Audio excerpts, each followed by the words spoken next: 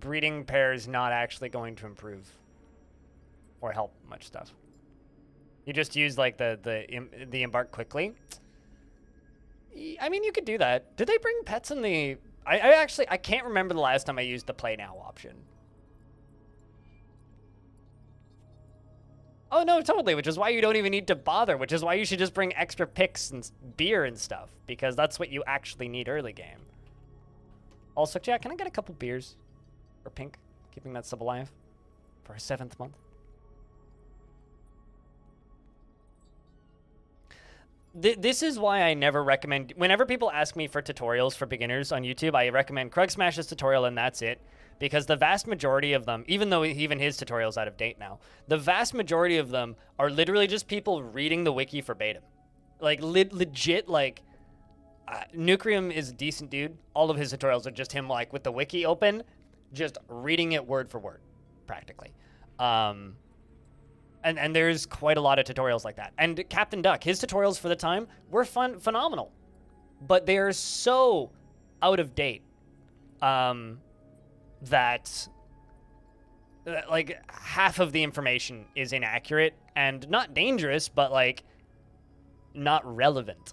So you have people preparing for things they don't need to prepare for. Like I've seen people asking, it's like, oh, I can't build a well because child snatchers will come out of them, which I'm pretty sure is from 2D Dwarf Fortress, right? Like, and I'm like, well, where did you hear about that? A tutorial I watched on YouTube is that monsters come out of wells. It's like, no, that hasn't been a thing since 2D Dwarf Fortress. Like, someone literally was saying that to me like a week and a half ago. Like, that's the problem with tutorials on YouTube for DF, is so many of them are out of date, and the game has changed so much over the years that, like,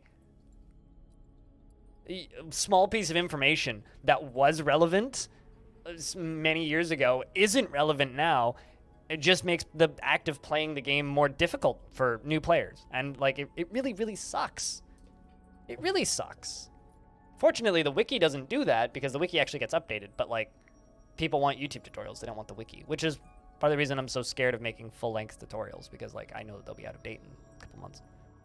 Well, not a couple months, a couple of years. But that means a lot, Pink Fluffy Llama. Just make sure that you can afford it, yeah? Just make sure that you can afford it. All right, I'm going to do a thing so that nobody pops it later. Grab that, and let's dive into dwarfs, shall we? So this is our only active region. This is a new fortress that we started up yesterday, and this is a fort that we are going to be running through the end of September into October. It's on a haunted half haunted, half sinister biome. I haven't noticed too much spooky stuff yet, which is a little disappointing.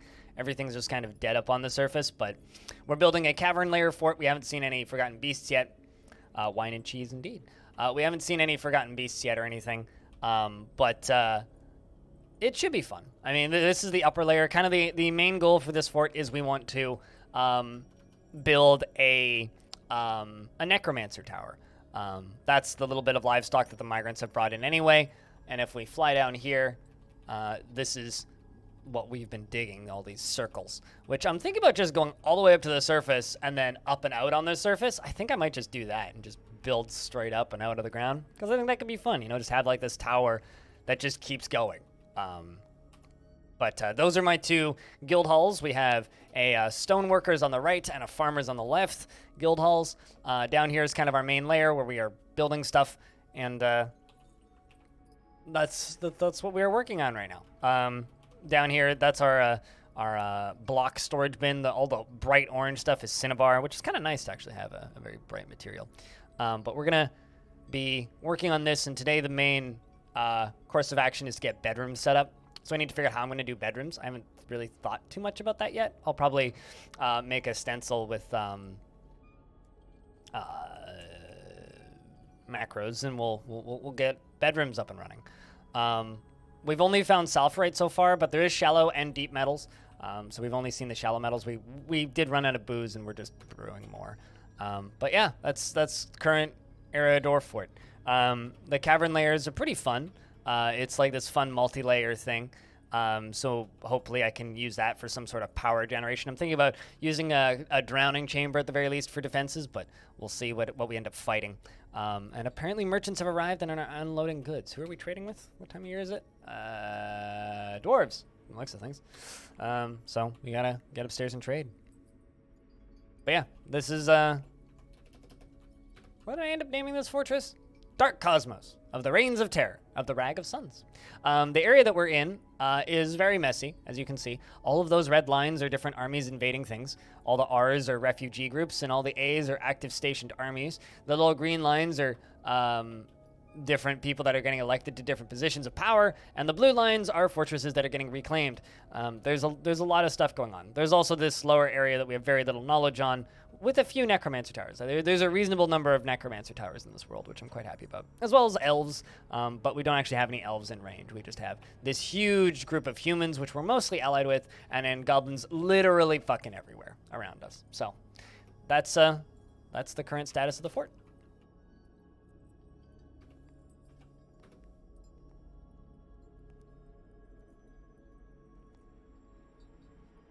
You're doing a full underground open base? What do you mean by open base? You mean the big wide hallways? I mean, it's not really open. This is just how I build hallways.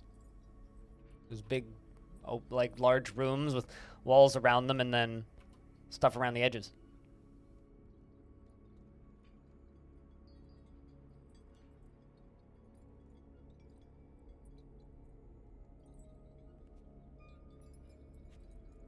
Merchants are one of the most resilient and fearless dwarves ever to live, judging by where they are willing to go to sell stuff. What, like into this utter fucking haunted war zone?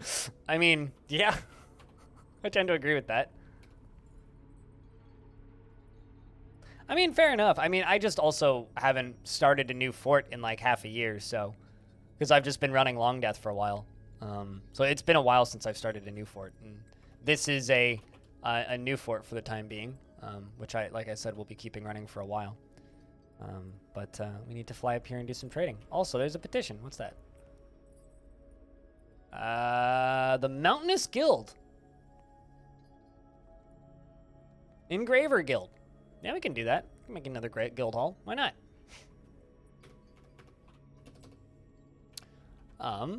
Those are all wooden spikes. Excellent. I'm going to trade for all of these bars, because, you know, we're going to need them. Especially considering I haven't actually found anything yet. And then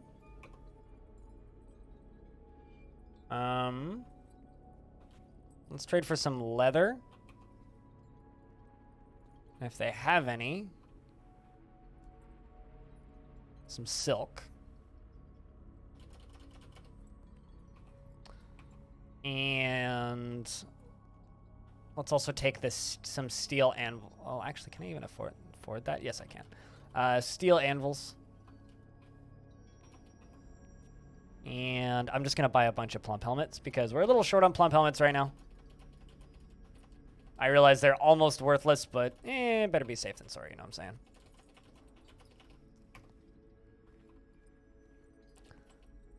And let's also buy some greens because we have plenty of meat. Meat's not a problem, but there's very much a lack of food growing here, so all we can really get is the plump helmets. We're also going to buy cave fish, which we could probably get ourselves, but I don't actually have access to the cave fishing areas right now. I would like to make access to that later, but one thing at a time.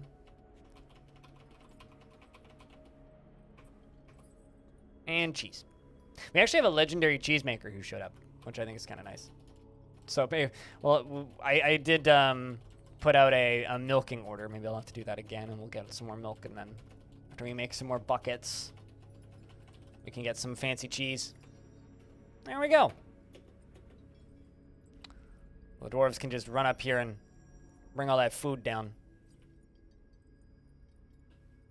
But yeah, this is our new fort. So we're not naming dwarves after people in the chat. We're naming them after neat things that they did. Legless was one of the first dwarves that I named because this dwarf showed up with one leg. I mean, she's running around now with a crutch. She's got a mango wood crutch, which I think probably suits her quite well. But, you know, she showed up with one leg, which is Strange. Strange, really. Strange. But yeah, no, we are building inside of the walls of the caverns. And we are doing our best to make things look nice and build out. And we gotta start working on another guild hall, which we will do now. Make you out of quartzite. Make you out of orthoclase. And then put a door. Yeah, quartzite right there. But yeah, just trying to be not super efficient, but efficient enough to just get things in this fort rolling. We do have a mayor who needs their stuff to be slightly beautified, but aside from that is liking their space, I think. But yeah, if anybody has any questions about the fort, just let me know. Might as well also start this side here. I'm not really making those little squares for any practical purpose aside from, I don't know, to me it kind of looks like four pillars kind of going up through the center of the kind of pizza-shaped housing here, which I think looks kind of cool. Oh, we ran out of pyrops, that's fine. And then let's make this into a zone.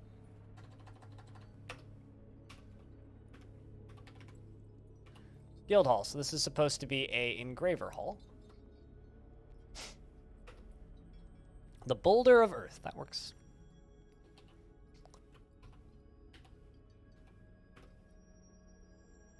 I mean, not really the pizza cutter. We're done cutting the pizza. Now we just have sliced pizzas. I mean, not really.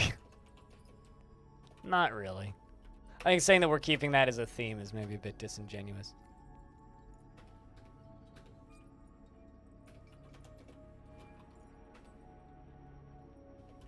Just making things I think look interesting. It's kind of interesting to me because people ask me, they're like, how do you come up with the designs that you do? It's like literally I just make things I think would look interesting. That's literally all I do. Just make things that I think would look interesting. Let's see if that would be enough to roll with.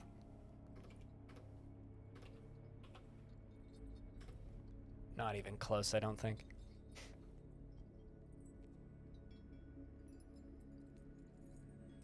We're gonna have to wait. There we go. That'll help a bit.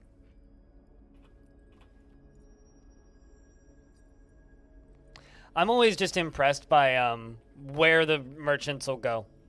Tygo. They're actually super helpful in my experience, the merchants. They'll like show up in the best places. And at the perfect times, just to save a fortress from starvation, right on time. They're always such an impressive group. We have a chicken running around. Should probably pasture them separately once they grow up.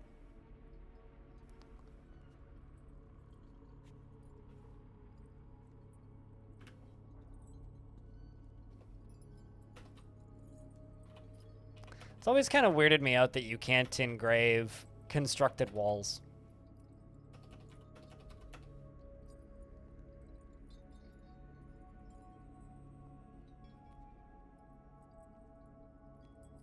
Whereas you can fortify constructed walls. You can cut holes in constructed walls to shoot through, but you can't put pictures on constructed walls. It's always struck me as a little bit odd.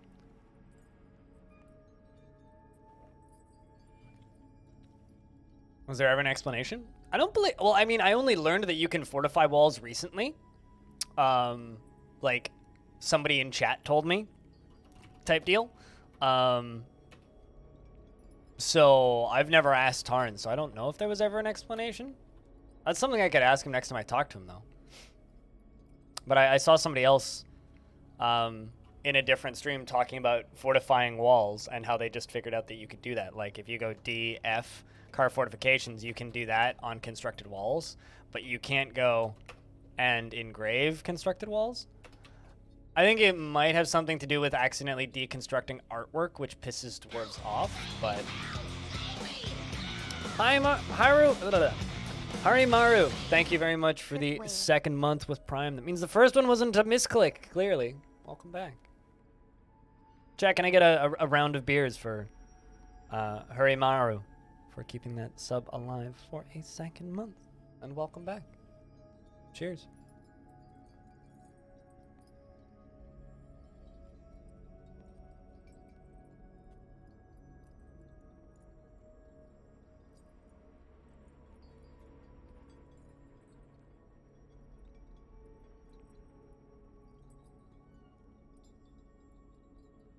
And of course, some migrants have arrived, so this will probably push us up to 79.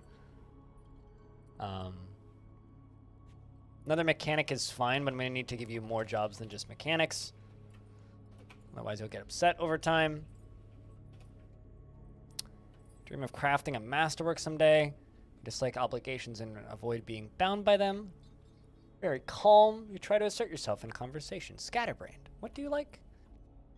Like coal, sterling silver, blue garnet, giant moose antler, cat bone, and the color chocolate, and spears and warthog men for their short tempers. Does that mean I'm like a warthog man?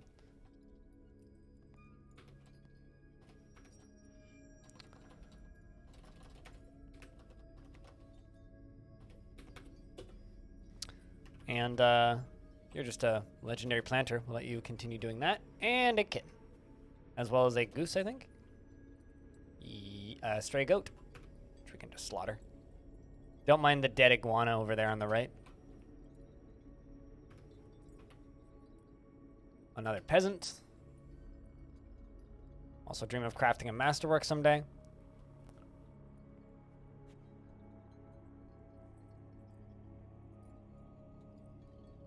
That are unusable for engraving. Is that what players say, or is that what Tarn says? Because I'd believe it if that's what Tarn says, but if that's just a player reasoning for it, then I guess that's probably pretty close to what Tarn would say as well.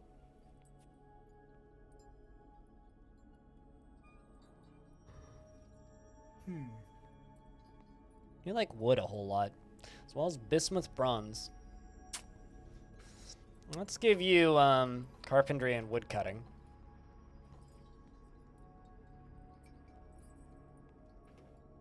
Farming, stone crafting. You're a brewer. You're a dyer. You need more than dyeing. Let's give you lime making, milling, and brewing. Let's make you kind of an all-around farmer. You're a shearer. Cannot tolerate differences in culture or lifestyle or appearance, and is incredibly brave in the face of looming danger.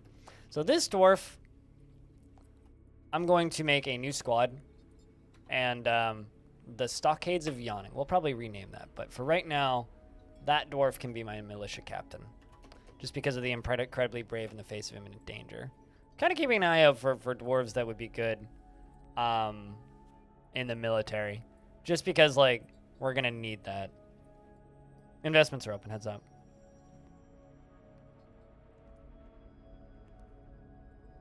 To engrave it like the Mayas? Jeez, I didn't even think about that. Yeah, I guess because, like, smoothed walls are, like, what, polished stone, right? And then you could engrave that, whereas, like, constructed walls are made out of small bricks. I don't know. I've seen, like, engraved brick walls, but I wonder if you engrave... Are there any engineers in chat? If I take a brick wall and engrave it with a chisel, does that damage the brick's structural integrity?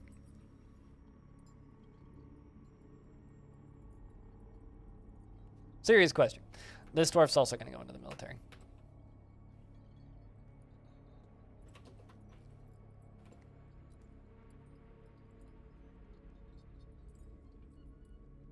Probably. Like, now that I'm thinking about it, that's where my brain goes, right? It's like, does that damage the structural integrity of the bricks? Also, high wave depletion. What's up? How's things? All right. I'm just going to quickly record something.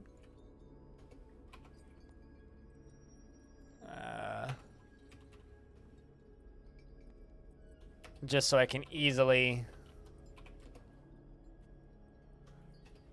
make more of these.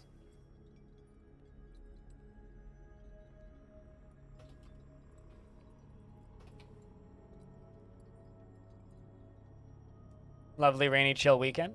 That's basically what my weekend's been like, too. I discovered my dad likes idols, which I'm very happy about. Listened to a lot of music with my dad, mostly. Yesterday.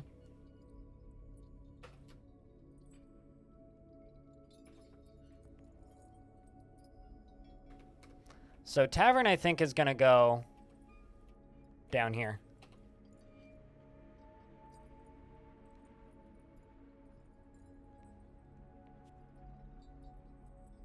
We're going to use this as like a baseline for the tavern, and then tavern's going to be extended. This might take multiple zones to actually fill up.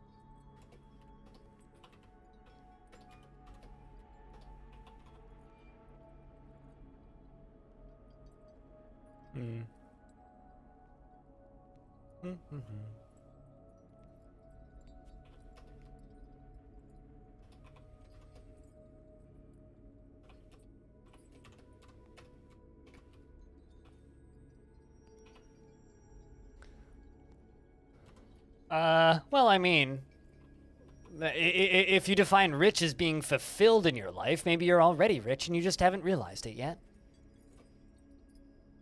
So would betting imaginary internet points on an imaginary, well, not on a bot in a IRC derivative chat room, and winning some more imaginary points make one rich?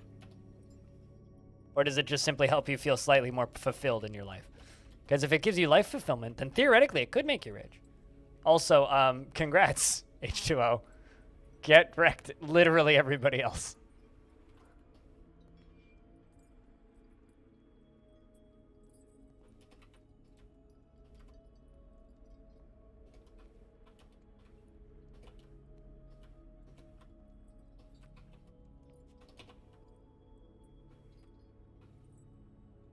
Myself included.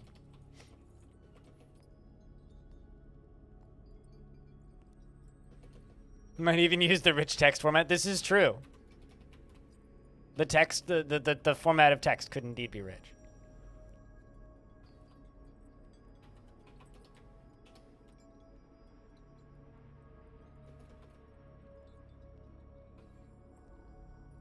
Play cookie. Click more cookies for more fulfillment. It's like Cookie Clicker didn't help me get rich in life. Cookie Clicker just makes me feel rich in life. That is weird looking. It's like a sprite for a mob in like an old Final Fantasy RPG.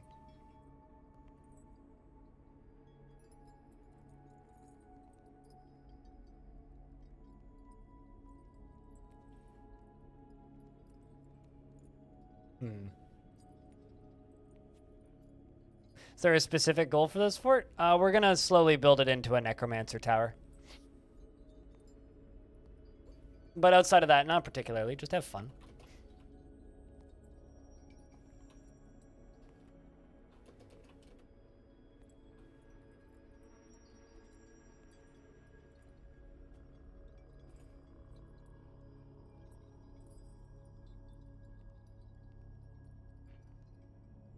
Is that a type of dinosaur? Basil? I mean, at that point, then I'd need to do that, right? And, give it a little mouth.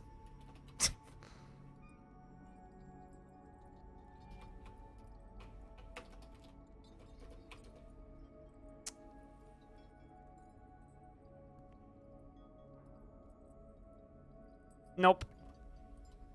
Scooter. Nope. The channel points do absolutely nothing.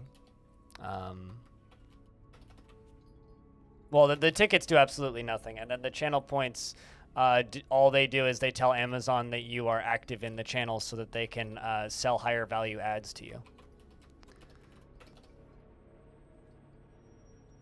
You see a cat leather hat. Is that just what everything looks like to you in DF? Because that would actually be really funny if you're like, that's a beautiful cat leather hat. And they'll be like, what? And then you'll be like, it's like their fortress just looks like a grid. And you're like, yes, it is a beautiful cat leather hat.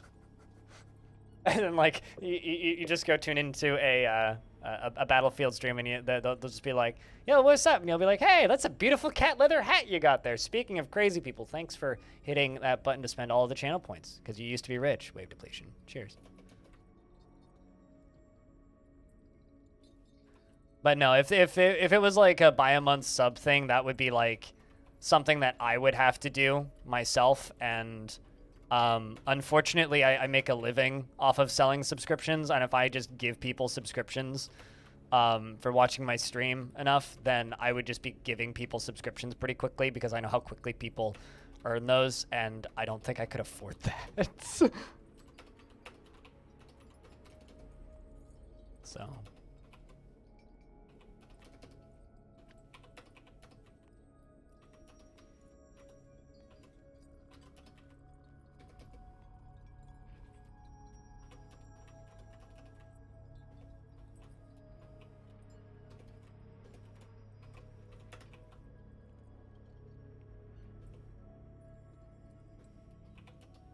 Amazon should do it? Well, I think right now Amazon is just too busy trying to make my life difficult. So maybe they should. It would be neat. It would be a neat system, but it's not a thing. B-Lug, how are you? Hey, hi, hello. I'm designing a tavern.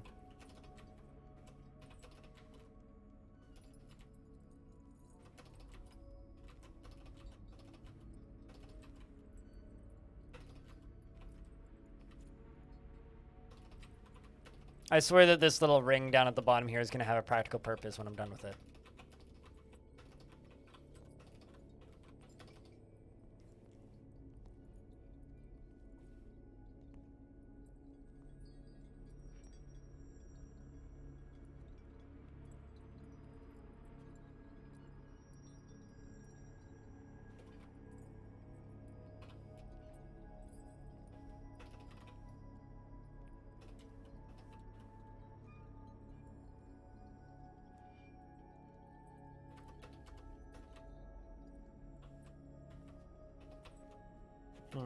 How can I do this?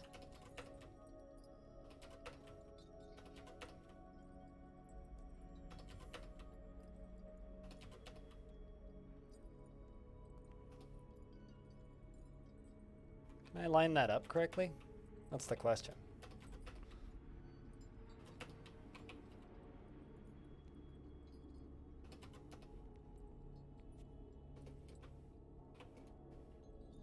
This is gonna be bedrooms.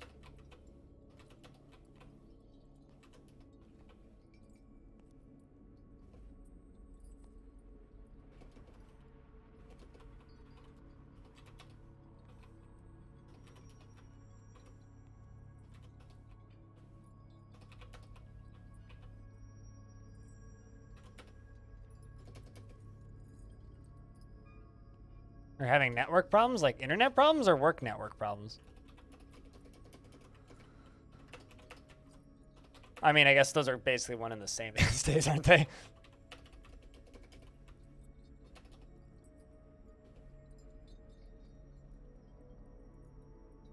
But yeah, no. So this here is all going to be tavern. And then this around the edges are going to be bedrooms. I guess I could probably do bedrooms on the inside too.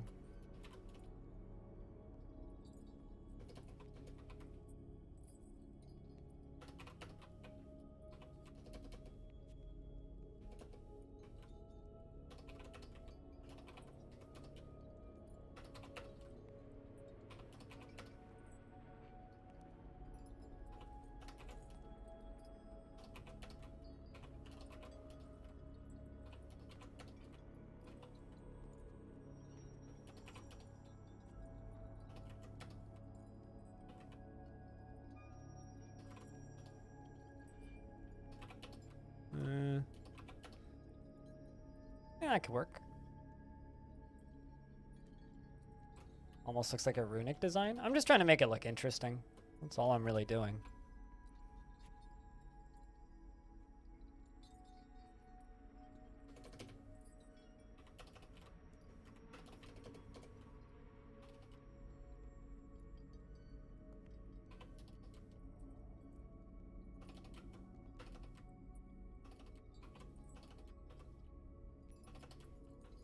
Once I get all these done, then I'll just leave it and let them start digging it out.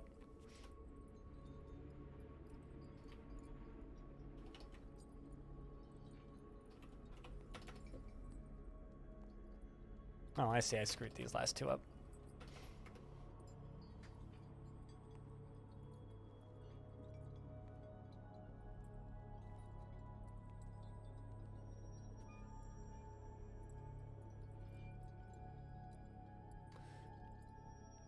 You're redoing your in-house network? Oh, that's why you weren't in the chat when I started the stream today.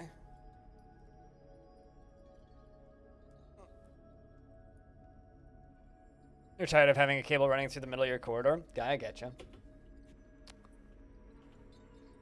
What type of cables are you putting in your walls, if I can ask?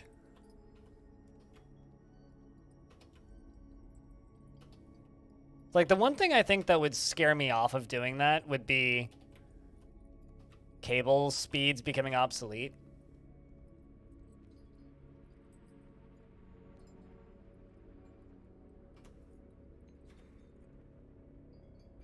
That's the one thing that I think would really scare me away from doing that.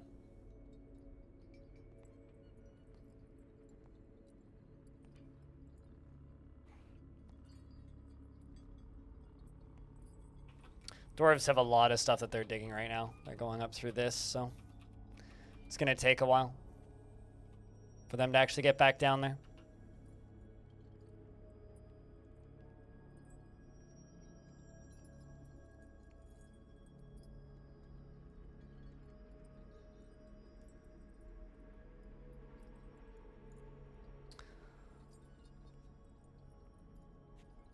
What, Amazon? People spending money on anything on the Amazon website. Like, Amazon doesn't need to, like, worry about Twitch generally. Amazon's just printing bajillions of dollars anyway.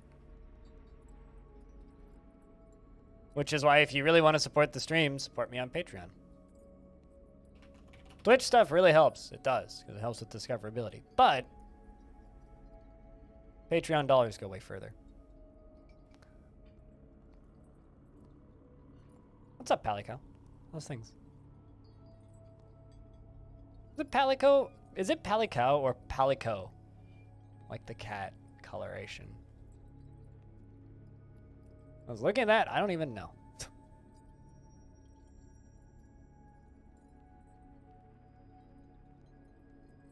Keep getting emails about the Vancouver International Film Festival because I watched a couple of films from it last year. And I always do a triple take because it's VIFF, which is way too close to YIFF. Keep on seeing emails from it, and it always throws me off. It's like, wait, what? Oh, not what I thought it was.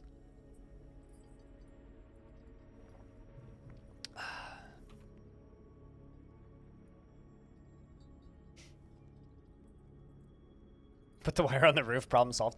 On the topic of like wiring up things, I've been trying to figure out the logistics of doing or of getting an FM antenna set up in my apartment that doesn't look like garbage.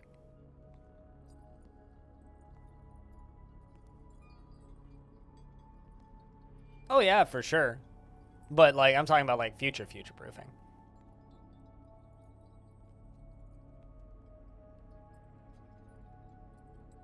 Whoa. Whoa. The Were Panda Ringleader. Does that mean it's like, what's the word? Ringleader, like a criminal group. Vinsati, what's up? It's good to see you.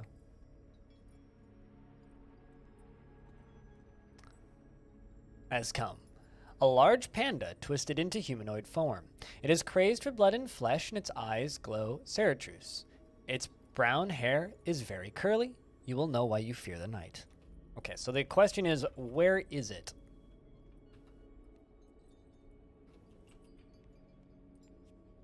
The Werepanda Monk.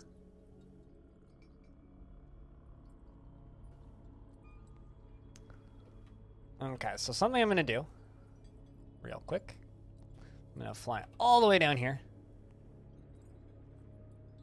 And I'm going to make a room. Add burrow. We're just going to start up this hide burrow. I will slowly add on to it, but right now it's just going to be the mayor's office. So I do not want to fight that.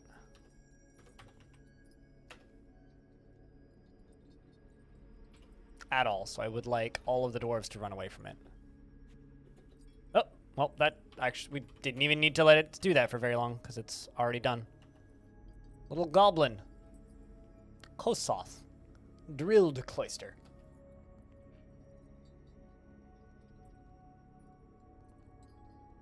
Where panda meat does not equal panda meat, though. That's the thing. Yeah, it's a werepanda right next to the Y panda. A werepanda. It's like a werewolf, but a werepanda. Yeah, it's a werepanda. Didn't even get to any of my wild animals. It's just gonna run off the map. Looks like it beat the shit out of an iguana, though. Good riddance.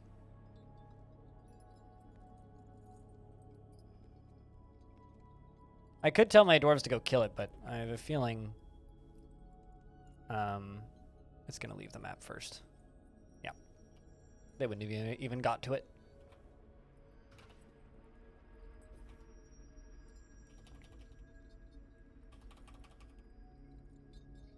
A werepanda into a there panda. You know, one of the weirdest things I ever saw in Dwarf Fortress was an actual werewolf.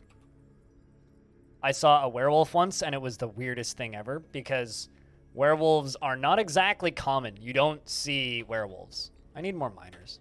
Let's give you mining. Let's find some dwarves with no jobs and give them mining. I know I got picks lying around. It's just a matter of getting them equipped.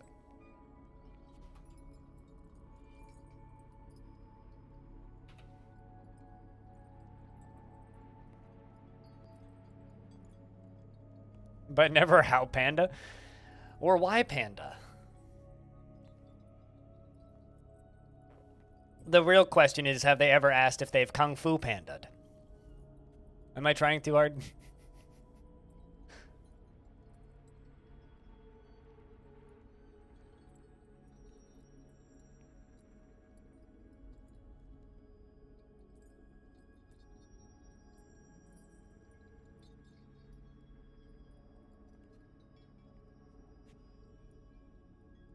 You seem to get an inordinate amount of weregeckos? Sounds like someone's got a weregecko infestation in their world.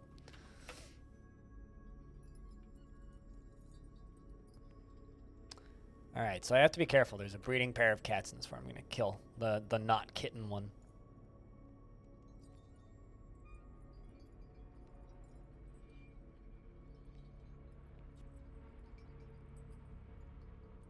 Probably knows some sort of martial arts. This is true, although it's a monk ringleader. So I don't know necessarily if that's true.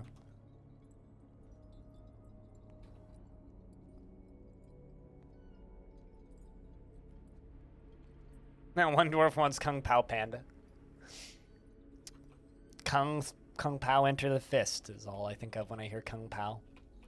But yeah, this is going to be our tavern and the starts to our bedrooms, which is 1, 2, 3, 4, 5, 6, 7, 8, 9, 10, 11, 12, 13, 14, 15, 16.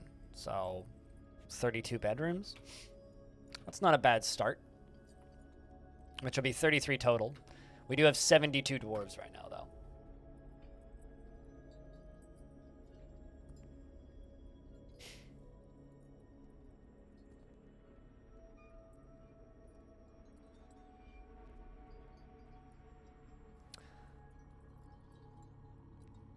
So, B-Lug, in that case, how much more wiring and cabling do you have to do for the in-wall setup?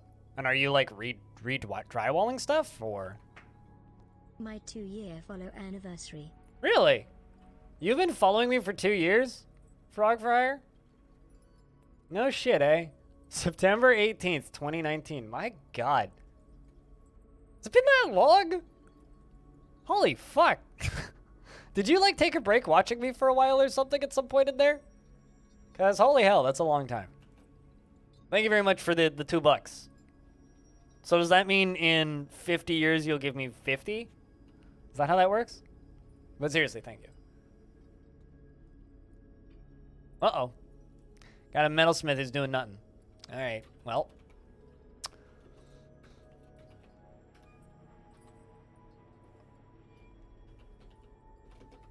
Gotta make a forge right quick.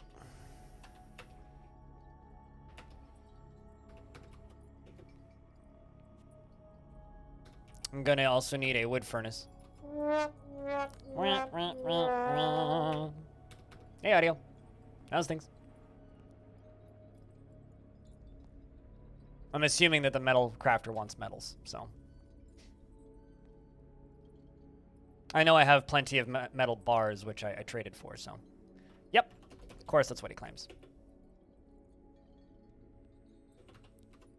Hold up. Just gonna do this while I can. I don't normally do this, but platinum and iron are the ones we're gonna leave open. What'd you grab? Platinum. Hell yeah. Hell yeah. More hammer. More hammer. I'm not gonna get excited. I'm going to expect to be disappointed, in fact. We listened to a lot of music, and I would say it was pretty good. All right, so grabs platinum and cat bone. All right, so I can cancel the wood furnace then. Work secretly. You're inconsistent in subscribing? No, it's. I mean, people take long breaks from the stream, so that's fine. That is fine. I totally get that, but just thanks for $2. I mean, I watched a stream very consistently for about 30 months and was subscribed the entirety of the time. And I was one of the first people to subscribe to that channel when they got partnered originally. I started watching that channel again mid-2020. I'm now at 47 months resubbed, so I've been watching for another, like, I don't know, I guess 11, 12 months now. And the people that I remember subbing around the same time when I first subscribed to that stream are in the late 90s worth of subscriptions. So they've been subbed for, like, almost 100 months. So, you know, I'm guilty of that myself. Okay, that's pretty badass. That's pretty badass.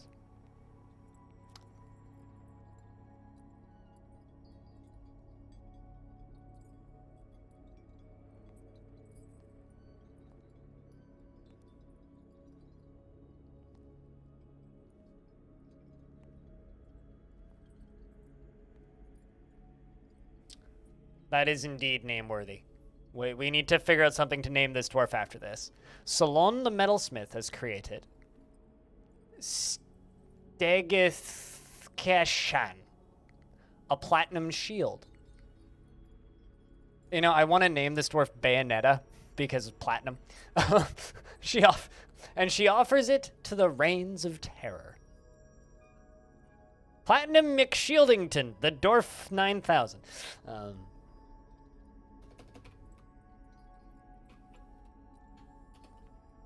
It's worth 178,000. The Organized Flames. This is a platinum shield. All Craftsdwarf ship is of the highest quality. It is decorated with cat bone. On the item is an image of dwarves in platinum. The dwarves are traveling. The artwork relates to the foundation of Dark Cosmos by the Reigns of Terror of the Rag of Suns in the early spring of 550.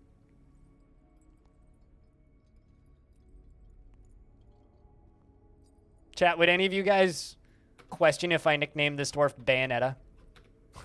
Or is that, like, too, like... This dwarf has kills? Oh, wow.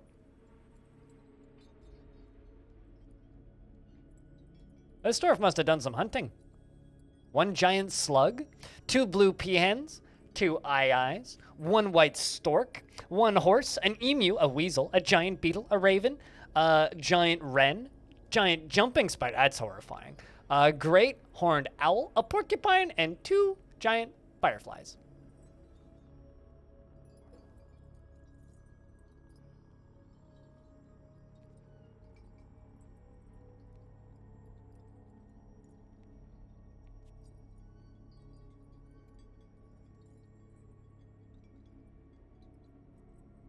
My mom is texting me. Captain Tarek? Here's the problem. I do not like Marvel stuff. I'm just not that it's bad. I'm just so burnt out on it. I don't want to think about Marvel stuff if I can avoid it, so I'd rather not name them Captain America or Captain Terror or anything. It's not that it's bad. It's just I'm just super tired of it.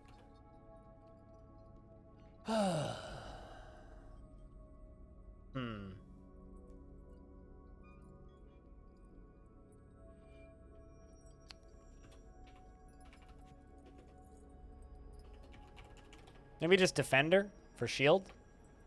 Or Blockade for shield? We could call her Tortoise. Although that would be more like calling them slow. Let's go with that. If you guys can think of something better in the next couple minutes, we'll go with that. Dreams of mastering a skill. Is not the type to fall in love or develop positive feelings. Is friendly and always tries to say nice things. Feels strong urges and seeks short-term rewards. Is quite polite and doesn't mind wearing something special now and again. Tends to be swayed by the emotions of others and is often cheerful. Also, for reference, that would be a really heavy shield. I don't know if we should actually use it. But we could force him to use it. She can handle stress. Well, you can join the Stockades of Yawning, Dwarf. And,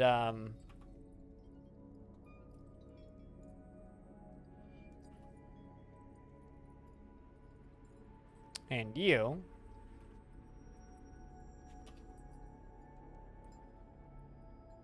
are going to equip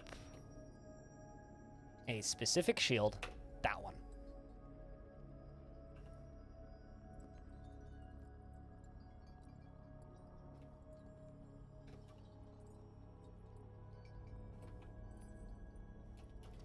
You know, we're going to get them training right there. We don't really have any weapons in the fort, so they're just going to become, what's the word? They're just going to become wrestlers, but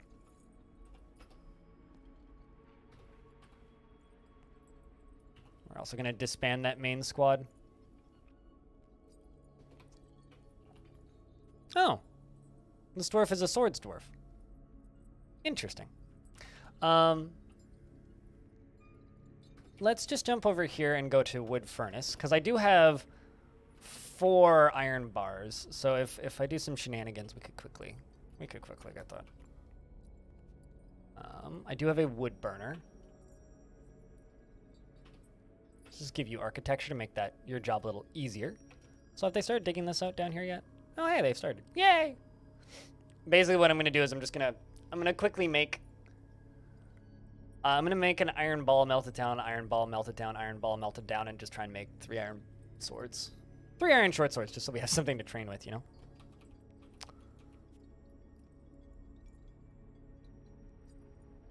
Because quite literally just having a few iron swords is probably significantly better than having nothing.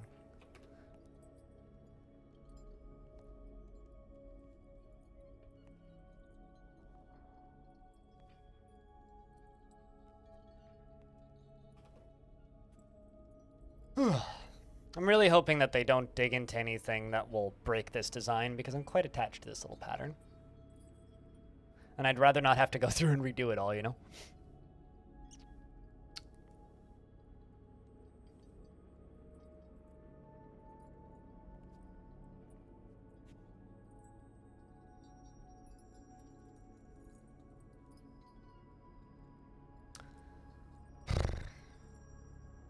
So have you learned anything interesting recently in Dwarf Fortress, Navy Vet?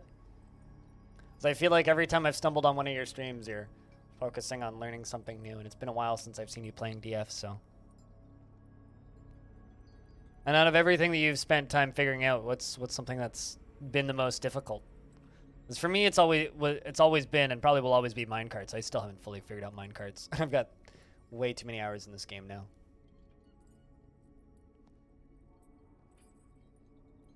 Of Cupo's design skills? Cupo has like probably 20,000 hours of time in Dwarf Fortress though. Like, you learn over time. And also a lot of the stuff that he does, he uses, not, cheats is the wrong word. He uses magic to do a lot of the stuff that he does. Spawning in certain materials and whole levels of specific materials so that he can have colors and such. As far as like the designs themselves, like that just takes time. Like even I'm getting better at that stuff slowly.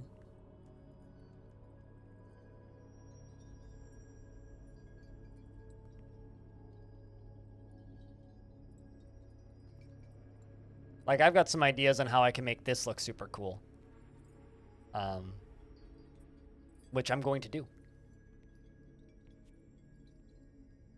Using all those cinnabar blocks I've got.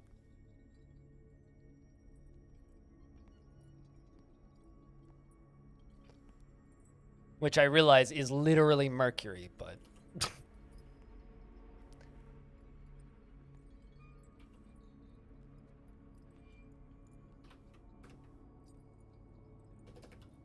Alright, what? Oh, I see why those aren't getting done. It's because we need masonry. And I've got too many dwarves doing masonry, so let's just get that constructed real quick. And then I will unforbid those. There it goes. What's up, Grin? Yeah, I will be going to Vancouver Island for a little bit. Let's unforbid that now.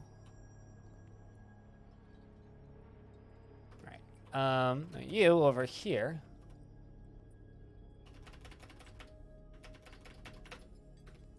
Let's just make some charcoal. Got a few wood burners. I can get to that.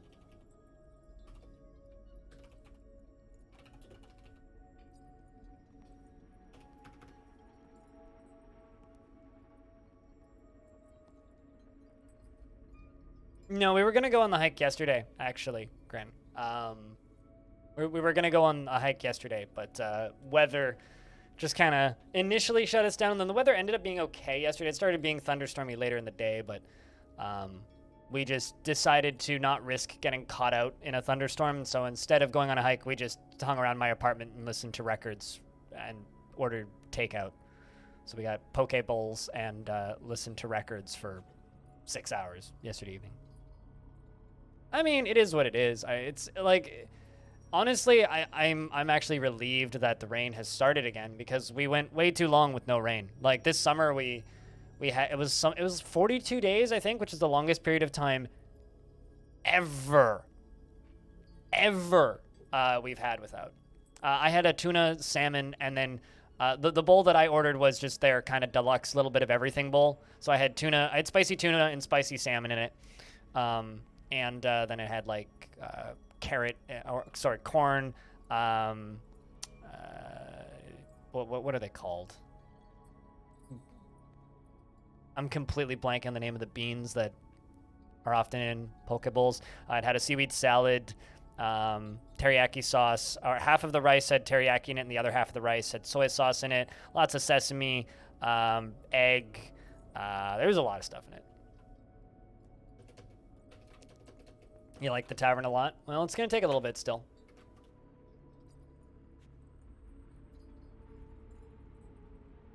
Edamame, that's the word I was looking for. But yeah, no, it was just a little bit of everything. Ah, we have a cat. Who adopted somebody, too. Who did the cat adopt?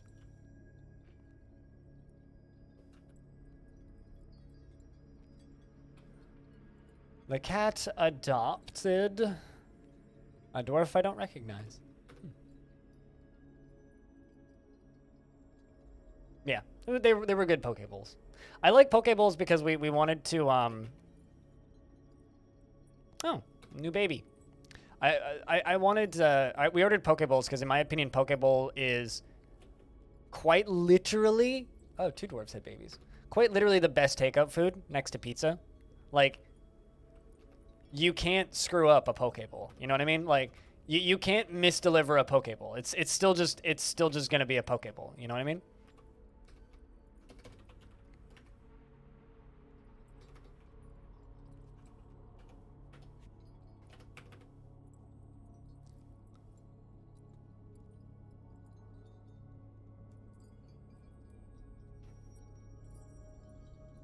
Wait, they fingerprinted you to intern at a school? Why? What? That's strange to me. I mean, it's one of the reasons why I eat so much sushi around here. It's one of the, like, it is cheaper to order sushi here than it is to order McDonald's. Like, you can get some nice sushi here for less money than McDonald's would cost you.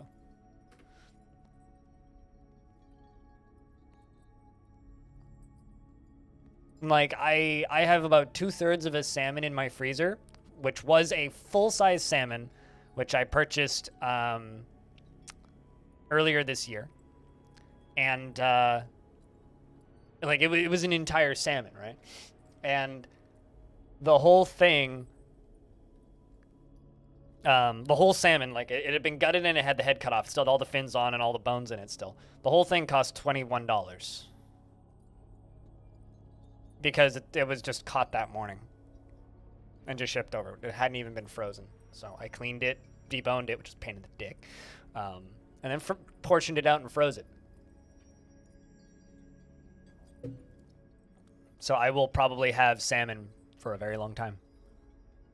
Everyone warned you it would rain a lot when you were here. I mean, we have 2 seasons. Like, California has 2 seasons, right? They have hot and then slightly less hot, right? BC and Seattle has 2 seasons, which is warm and rain, right? Those are the 2 seasons we have here.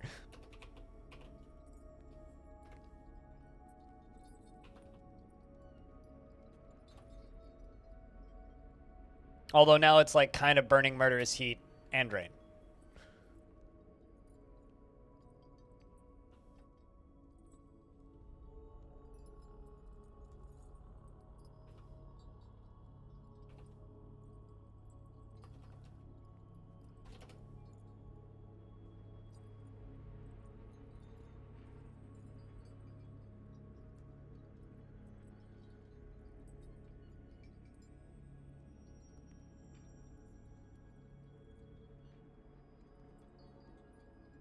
Wait, where you're at, Frog, or like what do you mean? Are you saying that people are overcharging for it now or something, or? Oh, I see the problem here. I actually have to make a smelter. I thought I made a smelter for some reason. It's like, why is nobody smelting this stuff down? That's because I never made a smelter. Duh.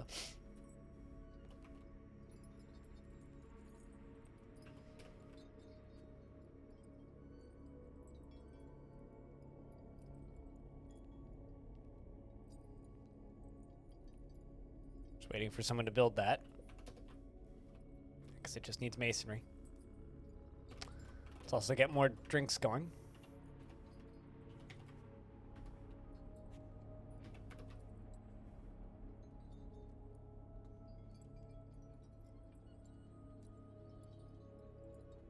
I mean, we had smog and burning heat over the summer too, so don't think that's unique to anywhere else. I mean, we had the heat domes, which were the hottest days in recorded history here this past year, which were fucking atrociously brutal. Like, they were awful. Some of the quite literally worst weather I've ever lived through in my whole life. Started a bunch of fires, and then we had a few weeks of just blasting heat. It was the worst.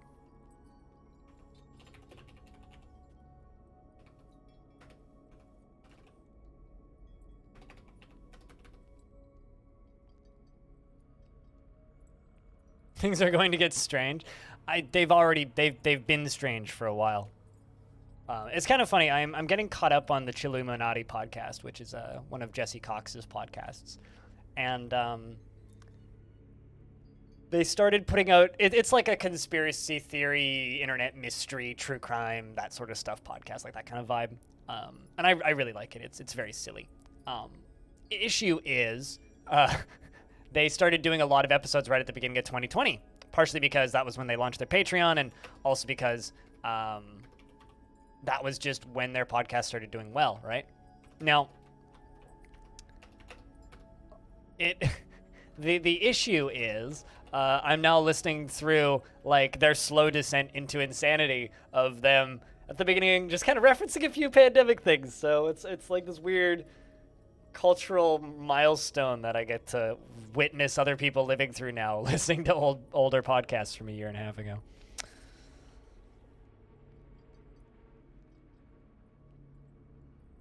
And that's going to be a thing for a long time.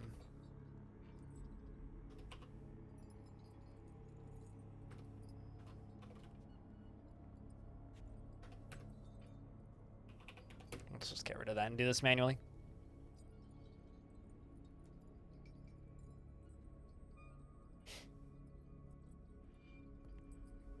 You don't get rain safe for fucking tornadoes now?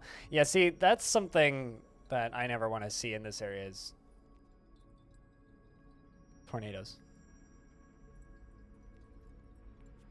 I mean, yeah, things get strange every 20 years, but I feel like in the past, the strange has been for progress, whereas now the strange is too much progress, you know? Like, it's a different kind of strange. But yes, you are correct. I have 5 iron bars. You know what? I might just... Let's just make...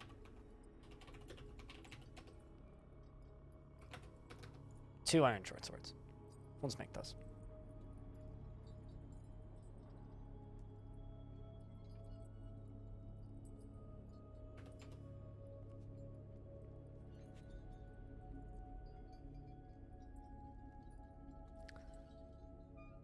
What part of the world are you from, Grim? Yeah, well, there's enough mountains around here that I don't actually think tornadoes are possible, but, you know, the world has proven us wrong time and time again, so we'll see.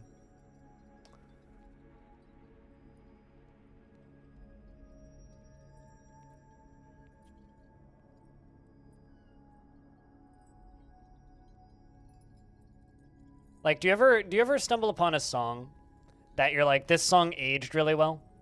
Because I linked this song last night in Music Talk, but here's a link to it right now.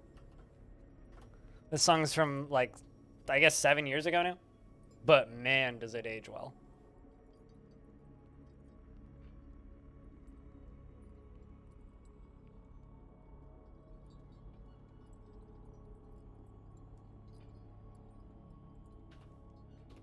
There we go. Plenty of booze.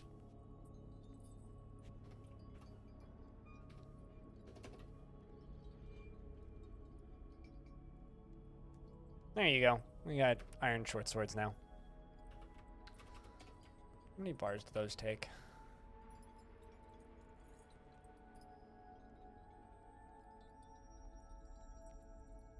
Yeah, only 1. Huh. For some reason, I thought they took 2.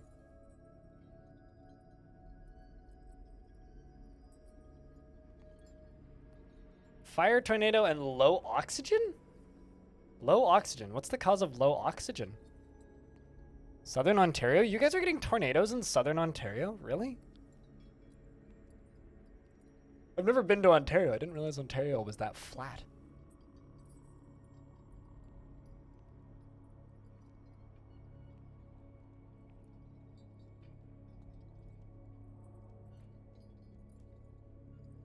They will pay. It will pale in comparison to future strangeness. No, totally. I mean, and that's why like, Adakor, I think that's how you say your name. Is wrong, but is wrong, but also right. Where it's like, yes, things were weird in the 1700s, but it's a different kind of weird now, or it's a different kind of strange. The strange that we have these days is different than the strange that we will have in the future, and it's different to the strange that we will have next. You know.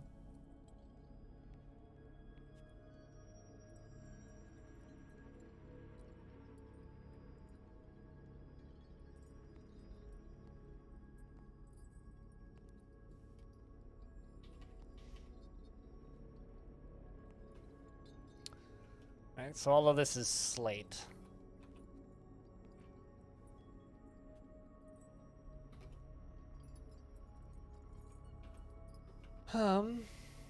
Masterpiece. Only one masterpiece, Iron Short Sword. But hey.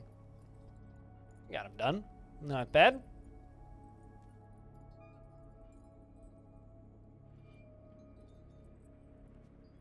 Yeah, I don't know. I've never actually been to Ontario. I don't even... I've flown over Ontario. I've never been to Ontario. Sort of like I've never been to Toronto. Farmers are great. I like farmers, but just because I grew up around farms. I like the smell of farms, the sweet smell of cow manure. But I get why people want to get away from flatland, especially in a world where tornadoes are getting more and more common. You know, like that shit's terrifying, and I completely agree.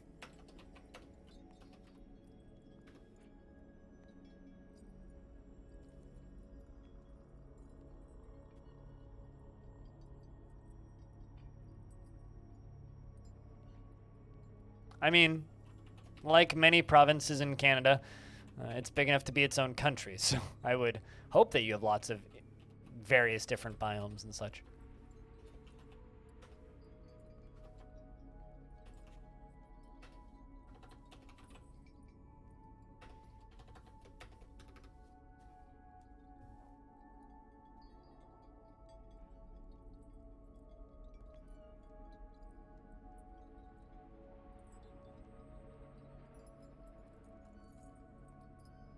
Southern BC and Montreal in Canada.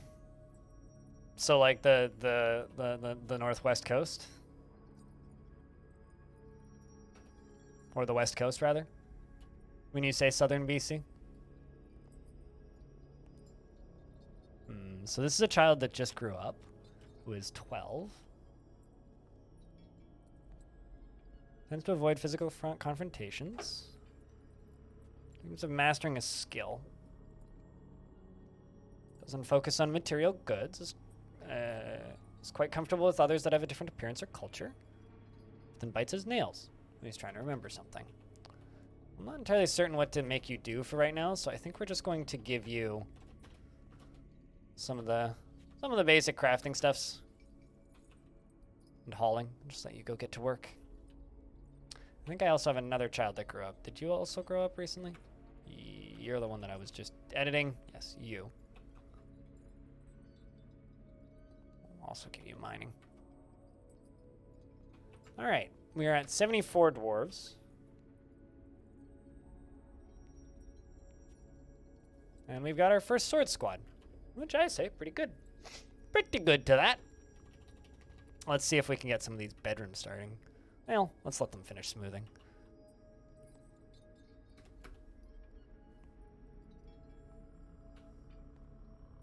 Another song that aged well, which my dad was super excited to see that I had on tape, was It's the End of the World as We Know It, which is on REM's Document. REM, that's a band that I'm always surprised people don't talk about more these days. You know, like, I get that they weren't the biggest band ever when they were huge, but like, I don't know, like, you don't hear people mention REM in passing as much as a lot of other classic bands. And I feel fine. There's so much existential dread in that song that I love. Back when we were still in the shelter-in-place orders here, or quarantine, or whatever you want to call it, every night at 7 p.m., everybody would lean out of their windows and bang on pots and pans out of respect for the healthcare workers.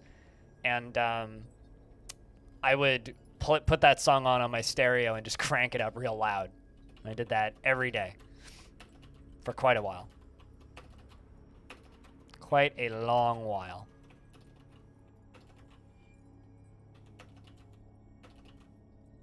Until they stopped doing that. Then I haven't listened to that song much since.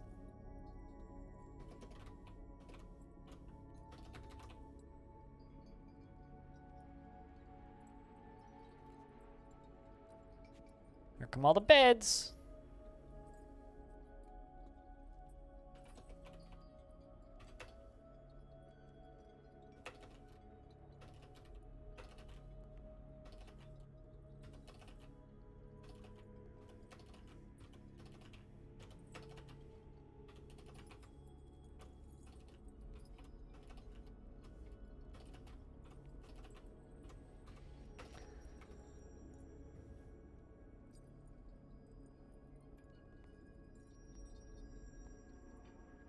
Is hug people?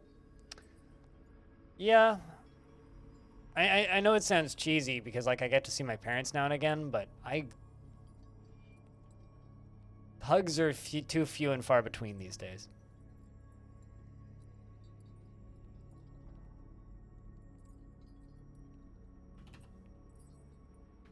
We got another dwarf that's taken by a Fey mood. Oh, geez. You're an armorer. Claimed a metalsmith's forge. Hold on. What kind of metals do I have?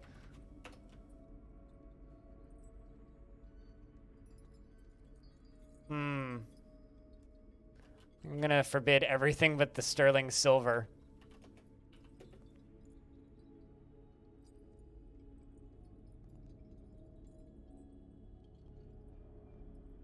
Yeah, I mean, I've hugged my mom and I've hugged one of my friends, and that's about it. But, yeah, hugs are too few and far between. Eden Cloister Squashed has been appointed to the position of Sheriff of the Mindful Corridor of Alchemy. Cloister Squashed also got the position of Military Commander and Mayor. Military Commander. That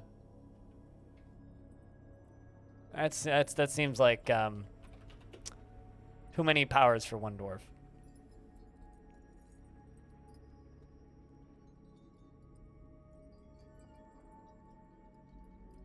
No, it doesn't sound weird. It's completely relatable, actually. Not even remotely weird. It's just completely relatable. Lots of gems. Yeah, I feel like I feel kind of bad when I say this because like mental health has been tough for a lot of people, right? But the problem that I've had over the past 2 years is my mental health started degrading at the end of 2019. Because that was when isolation for me kind of started, was the end of 2019. Like, I went to a few concerts and things, like, in the end of 2019, but, like, I've been working from home and living alone since October 2019. So that was when my mental health started degrading.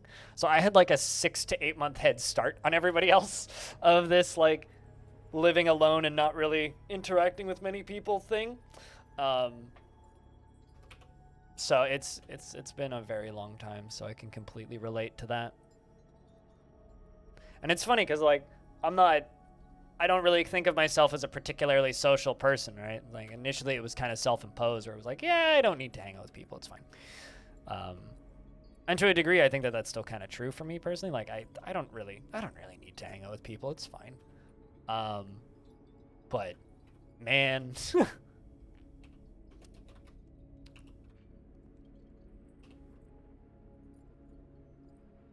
Just, man.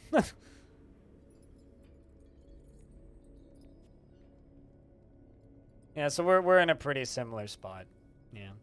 I don't know. I don't really like what's the word?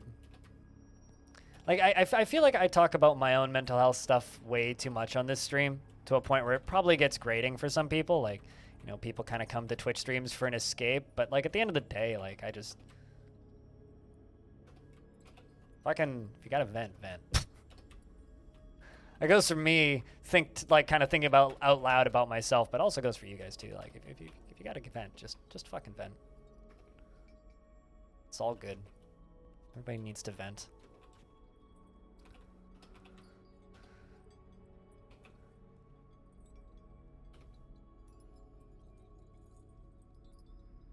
We're gonna make that into a metal storage area, I think.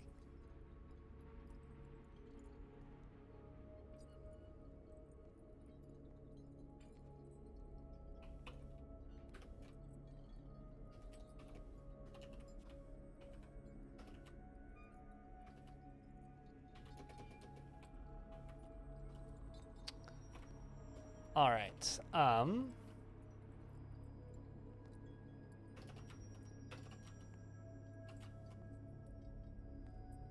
Just trying to kind of match the way I did it on the other side. I'm not usually the most symmetrical when it comes to the way I build stuff, but today I guess I'm feeling symmetrical.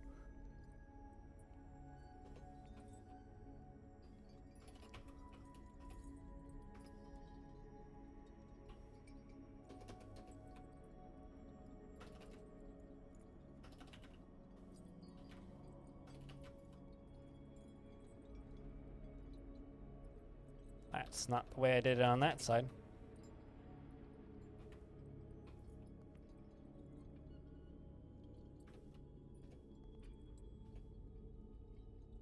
I also swapped the beds at a point. Hold on. Let's just pause this and zoom out a little bit and just do it right.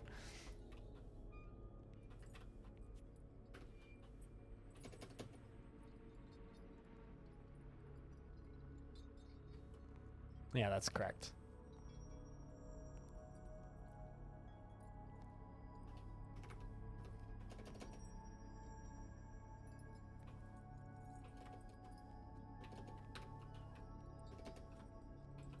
That's how I did it.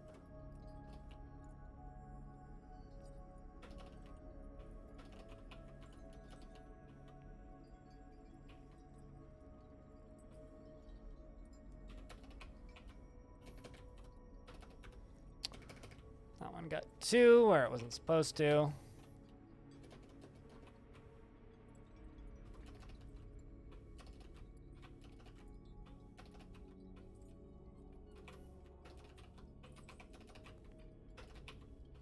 There we go. Let's get those all piled in.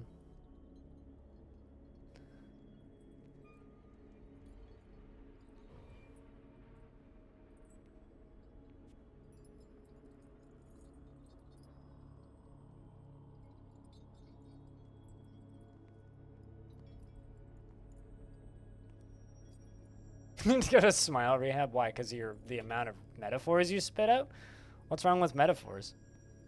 Metaphors are often a helpful way for people to understand things. Well, that's pretty badass. Faith, or Fath, that Yvok, the armorer, has created Imatgum Solshisek, a jagged sterling silver helm, and claims it as an heirloom in the name of the family ancestor Einod Ticket Gems. A jagged silver helm.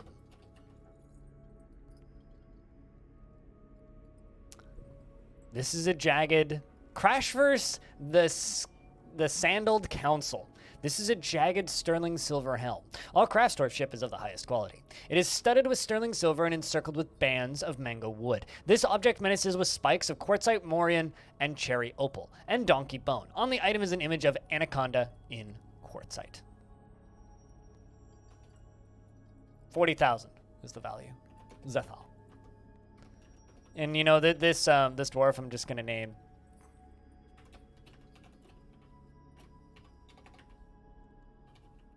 Jagged. With a jagged silver helm. And let's just jump over to the military screen real quick. Go to equip. And say you, the named dwarf already, you can have the named helm. Because I think it's fitting for our named military dwarf to have all the named items.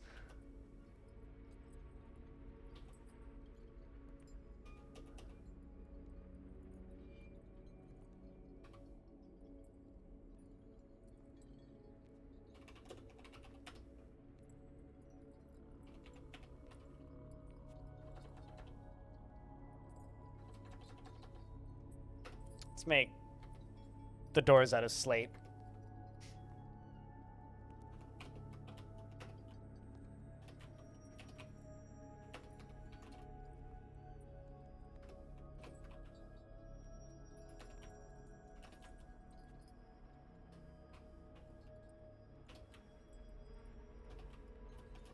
So now dwarves can go start claiming these bedrooms. Still need to put the coffers in them.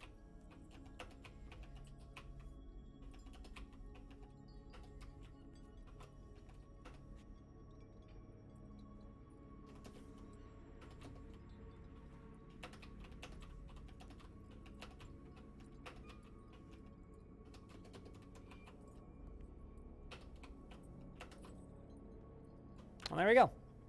All the beds are done.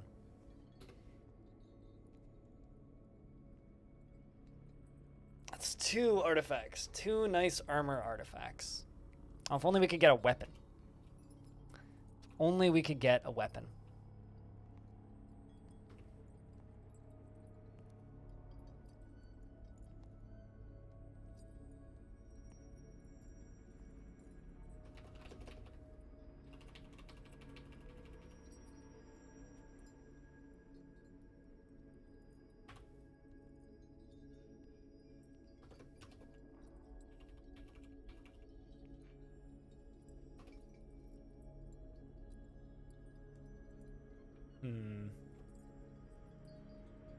my cinnabar blocks go?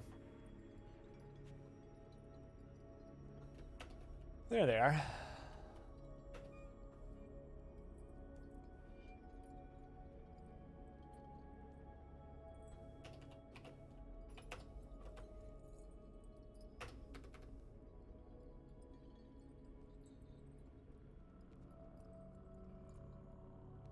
Give bedrooms actual doors? What, like pre-designed color doors? Is that what you mean when you say actual doors?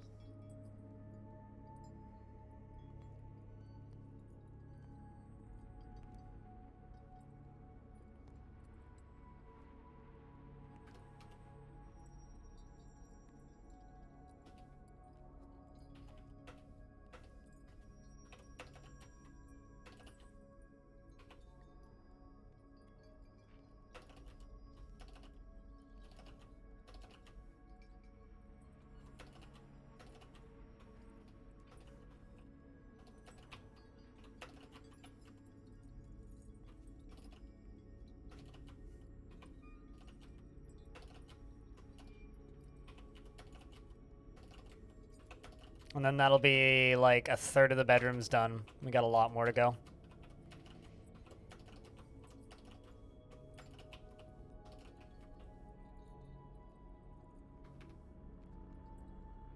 Hey, Beefish. How's things? What's up? Welcome to the stream.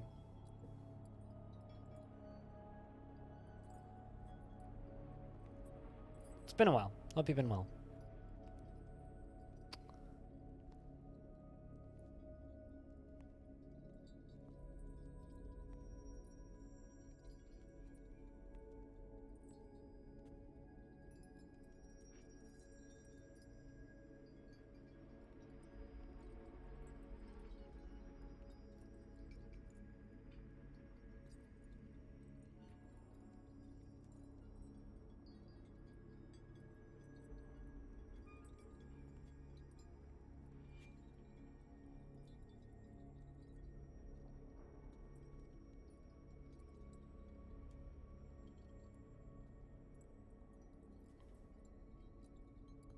So what's up with this fort? This is a temporary fort that I'm going to be running for this season, I suppose. I guess for fall. But I'm planning on running this fort through until the end of October. Long-term plan for it is to make it into a necromancer tower, but right now we're just trying to make a cool-looking fort. That's the current plan.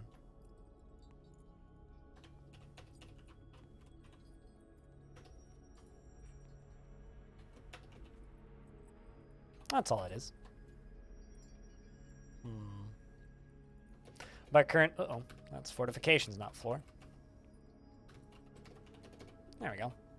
But yeah, it's a fort that's going to start going up on the YouTube channel in about a week. I think 27th is when the first VOD's going to go up. But if I hit the news button on this screen, there's a couple armies going on. So once we start getting into the wars that are going on, it's going to be hot in here. I'll put it that way. So we need to have good defenses up and running. But right now we're just trying to make the fortress lavish and wonderful. And then from there we will work into making it a more violence-oriented fort. We've had one were creature show up, so nothing too crazy yet. But one thing at a time. We're getting some swords dwarves going, who seem to already really like their job. Even though they'd like to pray sometimes. They seem to already be really enjoying their job.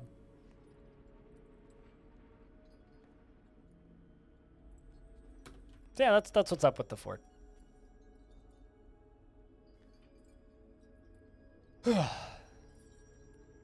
I do think one thing that's coming out of the things that we have learned since 2020 that is a net positive is that people are just talking about mental health stuff a lot more, which is really nice. Like, just being completely blunt, it's really nice that people take that shit more seriously these days.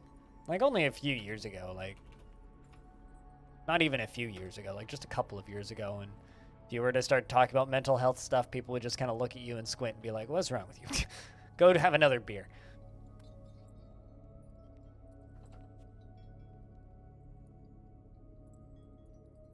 They named their artifact Bobette.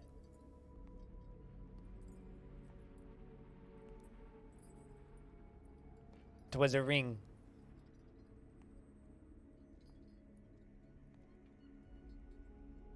Most of them are just named after artifacts so far. Nothing physical has happened yet.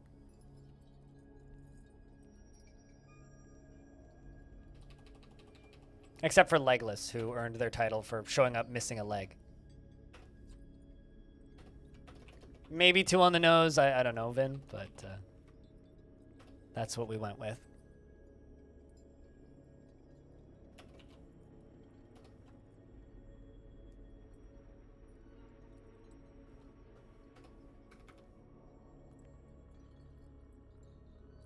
No relation to that Bob. Well, I mean, not even in the same universe as that Bobette.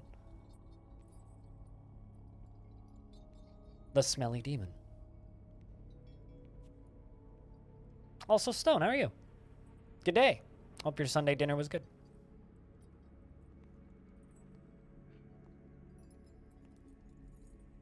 We had a werepanda show up.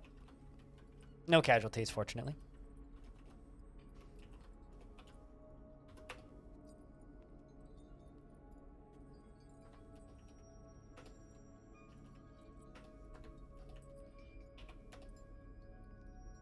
I'm not gonna go blocking these hallways, so some of these people are gonna get kind of small bedrooms, but I think it's fine.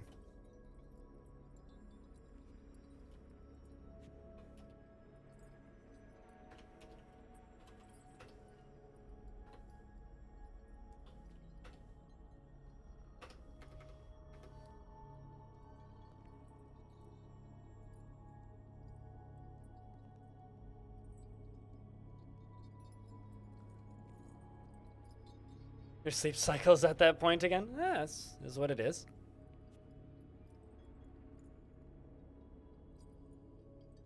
At least you have that as an option, you know?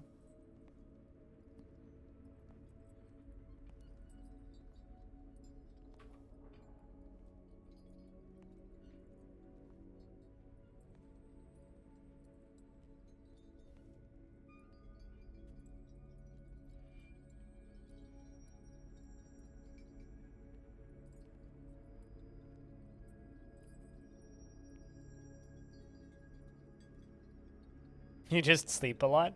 I slept in today. I somehow managed to snooze my alarm without actually waking up. I set my alarm for 7:30, and I remember setting it and turning it on, and I went to sleep, and then I just woke up at like 20 to 8. It was like right when I needed to be like ready to stream, right? I mean, maybe you need it, Beefish. Maybe you need it. And anyway, I was like that because I turn on my stream at 9 a.m. Pacific, and so I'm literally just like, oh god. So I just like had to do the real quick up and at 'em and get out of bed and get over to the computer, take the dog out for a quick tinkle, make some food, make my coffee, sit down and turn my stream on, and I think I was 1 minute late. I was pretty proud of that. I went from sleeping to streaming in 20 minutes. Which, you know, I can live with. Your alarm is set to 7? I do that if I get to bed on time. I wake up like 20 minutes before my alarm. But if I get to sleep like 20, 30 minutes late, sleeping is hard. But yeah, plan for today is we're gonna play this fort probably until around 3 p.m. my time, and then we're gonna play some Avorion because Halcyon Frequency, my stream team, launched a server for Avorion earlier today because of 3.0. So there's a few people playing on it already, and Evil Trick's gonna be streaming on it in a little bit here because he's doing a 24-hour stream today. So I will go play with him for a bit, and then take my leave and host him probably. That's my plan. And then tomorrow's my day off, but tomorrow I will be, aside from voting and getting my blood taken and having a really busy day, I'm going to be recording a full-length interview with the developer of Dungeon Mans. So hopefully that turns out well. So if anybody's looking forward to that, hell yeah. because I think that'll be cool. Very much looking forward to doing another one of those. It's been a while since I've done a full-length interview. So that'll go up on the YouTube channel hopefully sometime in the next 2.5 weeks, give or take.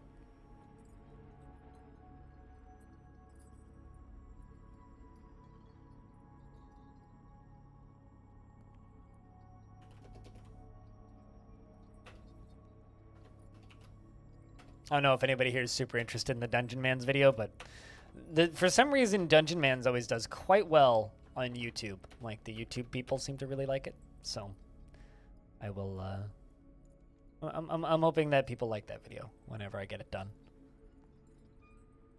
One really neat thing is there's a very detailed blog for Dungeon Man's where, like, I don't know, every year or so he has like dozens of posts starting like 2013 on the blog with screenshots, footage, and all that stuff.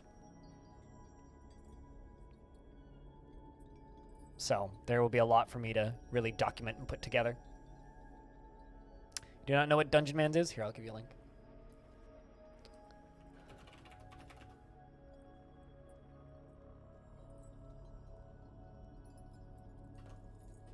There you go.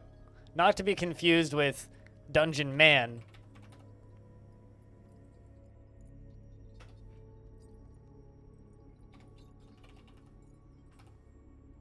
Dungeon Man's. Not to be confused with Dungeon Man, which is yet another, stop me if you've heard this one before, run-based deck builder. So, you know.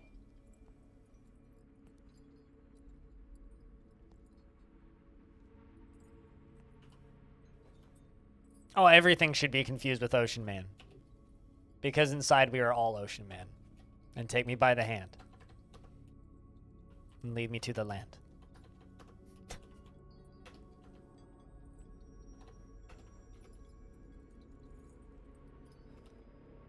I really like Ocean Man. That's a good song.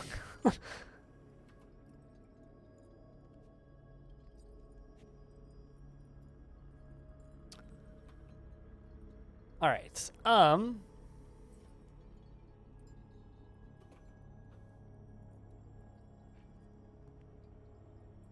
it looks like actually quite a lot of dwarves got beds out of that.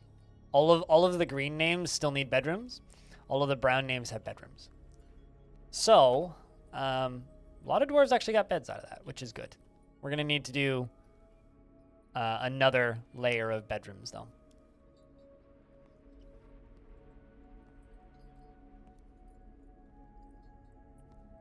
Trying to think how I want to do more layers of bedrooms.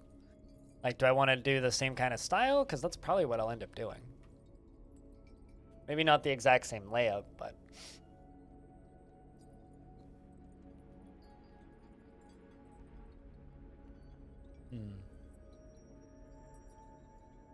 Actually, the thing about the whole shtick of Dungeon Man's is that it's super streamlined. There's only 4 stats you need to worry about, and there are no classes. You're thinking of Tome, probably. Dungeon Man's is kind of the polar opposite of Tome. Tome, aka Tales of Magiel. Magiel, however the fuck you say it. Tales of, can't remember the second half of it. The video game. Yes. I think it's actually just pronounced Tales of Magiel. I'm pretty sure that's how you're supposed to pronounce it.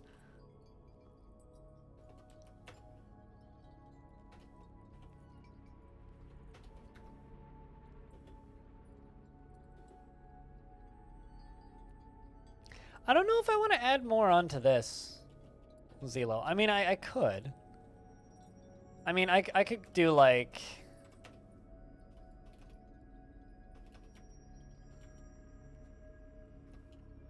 something like this.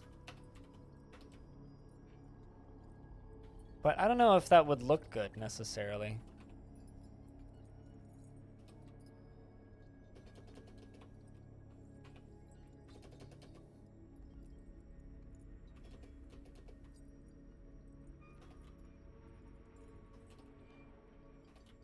I mean, we can try it.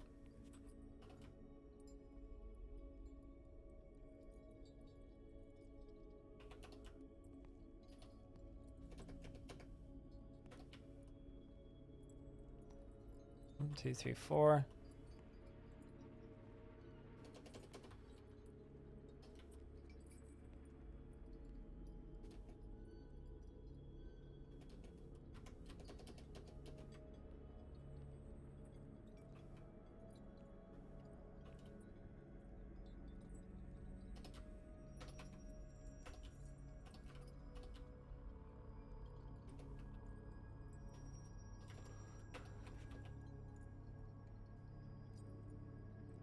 One, two, three. One, two, three. One, two, three. One, two, three, four. One, two, three. There you go. 1, 2. 1, 2. 1, 2. 1, 2. 1, 2, 3. 1, 2, 3. 1, 2, 3. 1, 2, 3. 1, 2, 3. 1, 2, 3. 1, 2, 3. 4. 1, 2, 3, 4. 1, 2, 3, 4. 1, 2, 3, 4. Then connect it. Like, how's that for another round of bedrooms?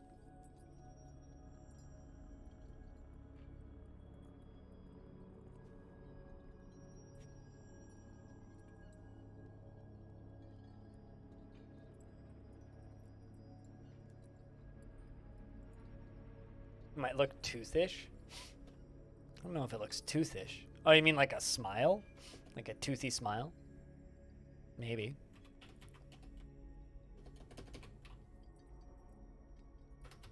Let's start up top. A little higher.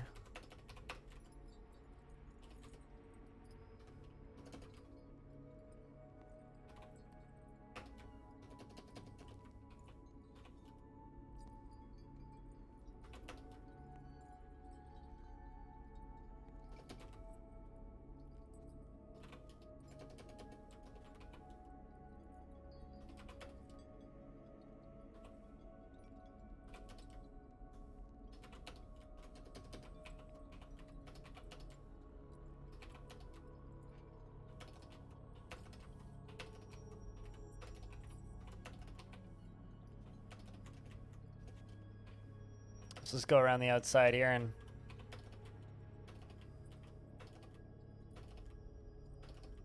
extend this.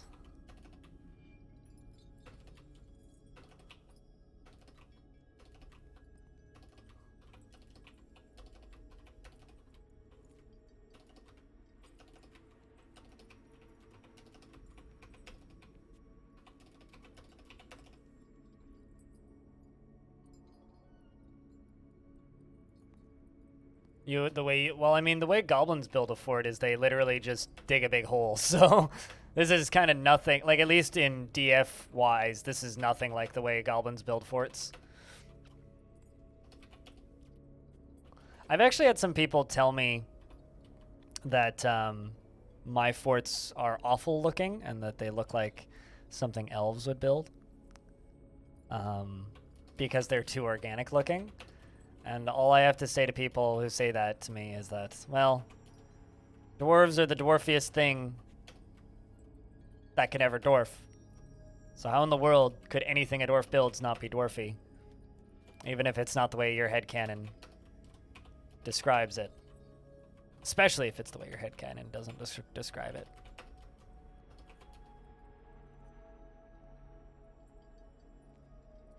Oh, true. The way you expect, not the way they actually do. I understand the distinction you're making.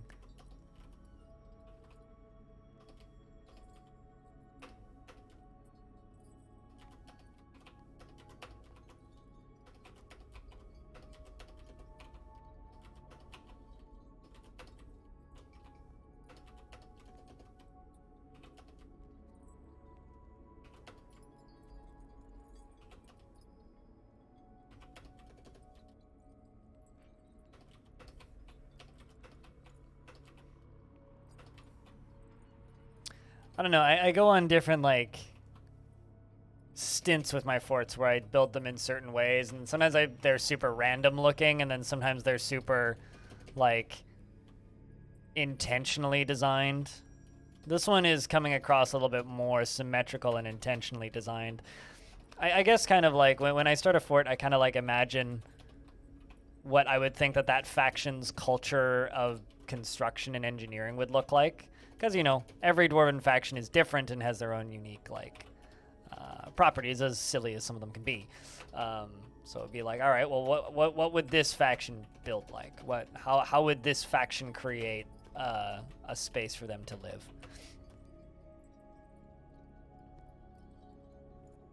Kind of like having those bigger bedrooms on the ends there. I don't know who's going to end up getting those bigger ones. Maybe I'll leave them specifically for noteworthy dwarves at the end.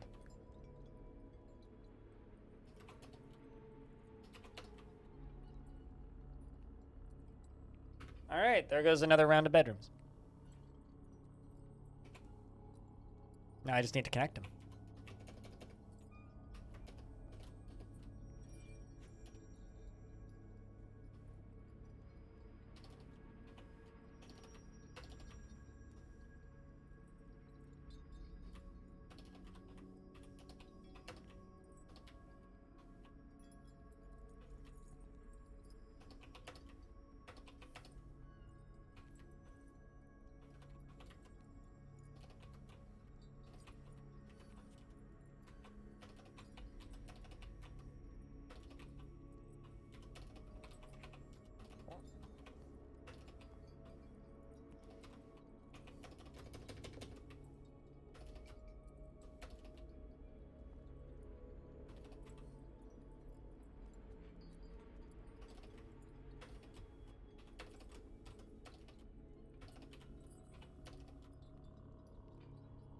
No one's ever said anything about your fortress's design? You need more people to look at your fortresses, and then somebody will say something.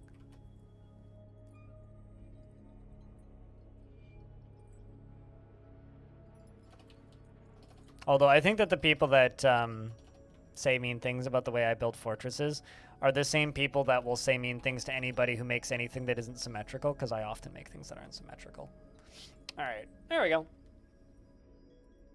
Chop to it, dwarves.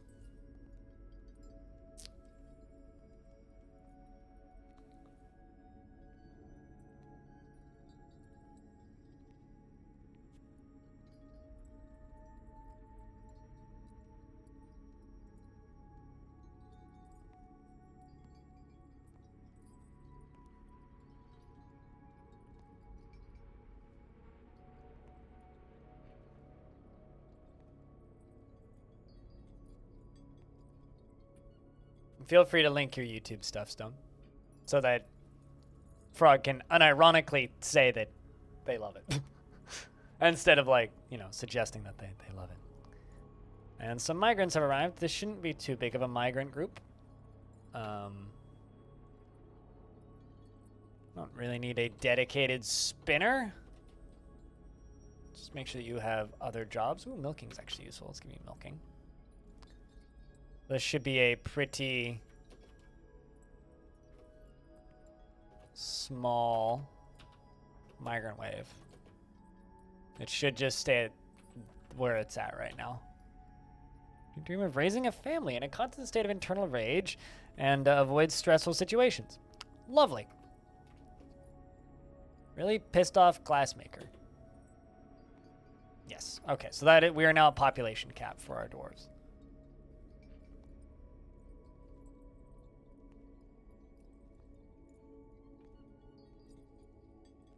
He says that as we immediately give birth to another girl and bump up above population cap, but that's okay.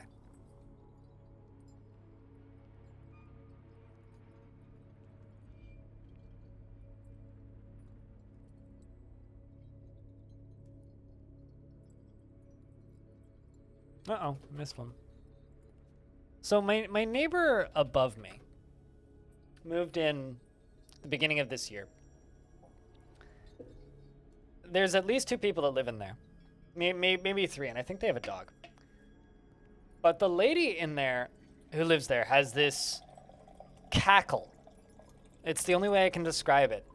But you know the way someone sounds when they laugh, but they don't actually think something is funny and they're just laughing because, like, they know that they need to laugh at somebody's joke or that person will get mad at them? You know that the sound of that laugh where it's not a genuine, like, belly laugh, but just like a ha ha ha ha ha ha ha, that kind of sound? That's the way this person laughs. And it's, like, almost concerning sounding. It's just like this weird half cackle, but also like sounds like this person is backed into a corner and is scared all the time. It's borderline distressing sounding, and I hate it. It's just this ha ha ha ha ha. It happens a couple times a day. And then towards the evening it's like constant. It's like every couple minutes. Just loud enough that I can hear it through the floor, and it's just ha ha ha ha ha. Ah! It's the strangest. It's the strangest thing. And in the summer, they'll have, like, the window open, and I'll hear, like, what sounds like a TV on, and she's very clearly, like, sitting on the TV. And all I can think is she's just got to be watching, like, her favorite sitcom all the time and just laughing maniacally at it. It is the strangest thing that I've, like, one of the strangest things I've ever encountered in my life. You could literally do that with every single video you uploaded if you wanted to, Stone. For whatever that's worth.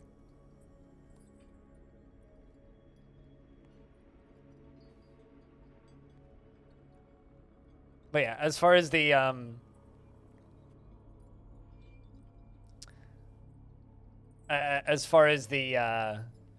Dungeon Man's video goes, once I have the audio finished editing, once I'm finished editing the audio, that'll go up first on the Patreon. So patrons will probably get that before the week's done.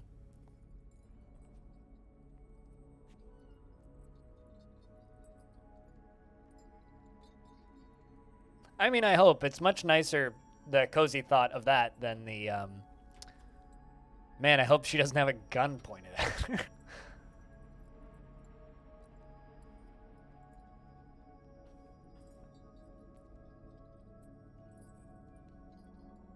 It's just weird.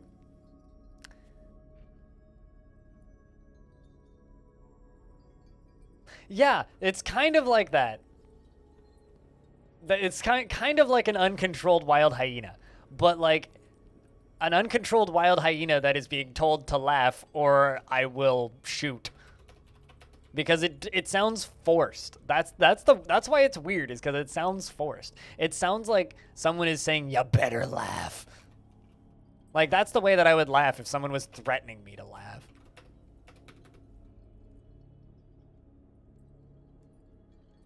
And certainly not a way that I would just naturally laugh.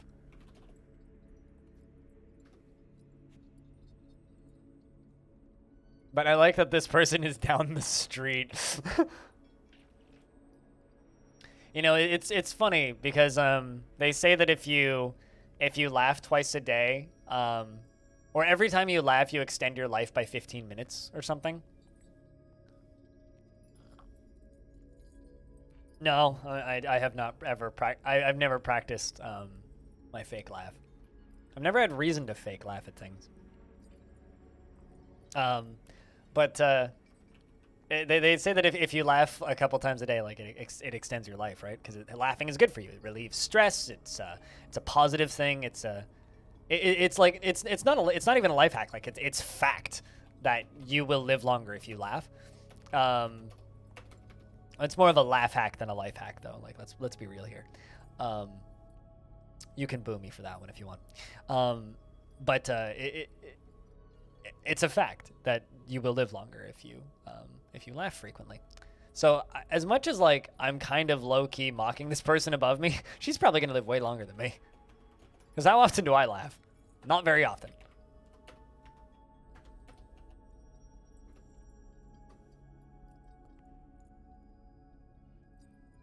Yeah, that's a fake laugh. Fake laughing is a good dating skill. Being attractive and having big muscles and holding a fish seems to be like a pretty good dating skill too. Yeah, this is a seasonal fort. I've done a few of these, C Brown. But I'm basically running this fort throughout fall. The kind of long-term plan for it is it's going to become a necromancer tower. We're in a spooky biome. This is going to be our tavern and bedrooms. But as we fly up, like, we got this very conspicuous circle building plan that's getting built, and eventually it's gonna pop out of this spooky biome and become a tower.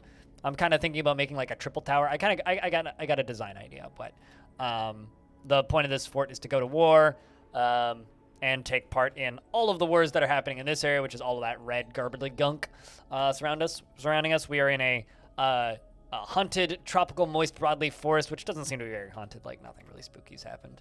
It seems to be a pretty normal swamp. Having enough money to be able to pay somebody to show up to your dates seems like the best dating skill that you can have.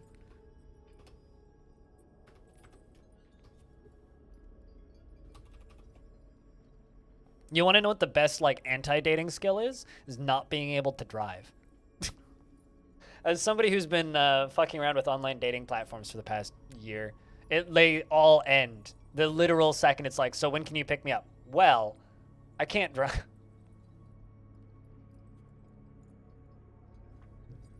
And the few that actually have made it to the point where I meet up with somebody, or like, it always ends when they hear that I don't drive.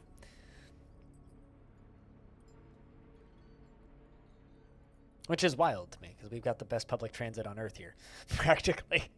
But, you know, c'est la vie. People are shallow. Unlike the ocean. All right, time to build more beds.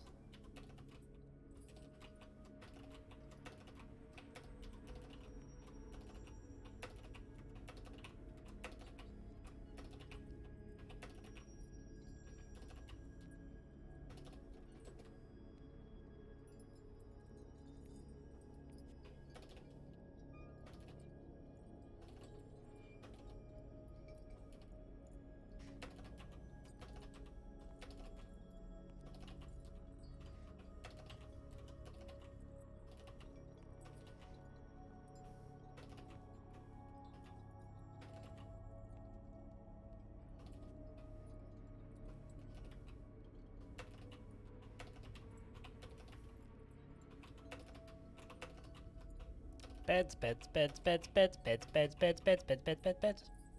Did I actually run out of beds? Oh my god. Let's make 30 more.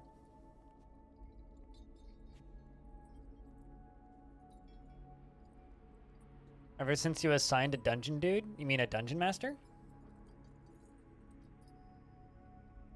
Did you also make a tavern around that same time? Because if you make a public tavern, that's usually how you get weird visitors.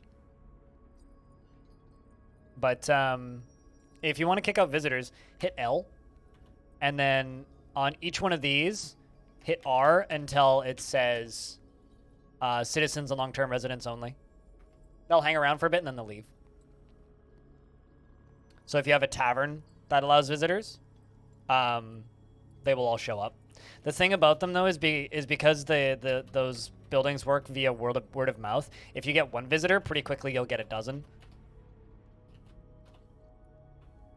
And they will just, like, stick around basically forever, as long as you let them. And they will drink your booze and not really give you much in return. Sometimes they'll give you rumors, which can actually be kind of helpful.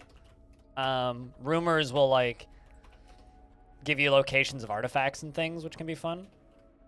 Sometimes they'll tell you that there's armies coming, but, like, honestly, usually they just kind of get mad that there isn't enough booze and then tantrum.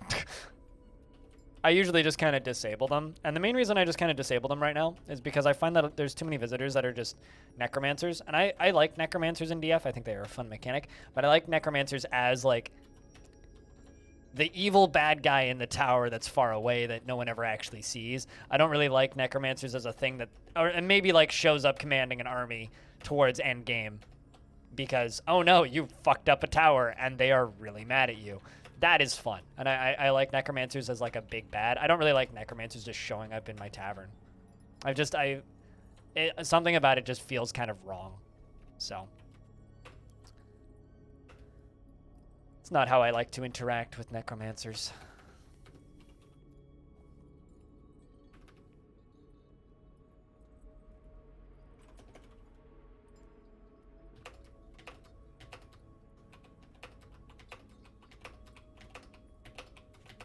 This is going to be more than enough beds for everybody, I think.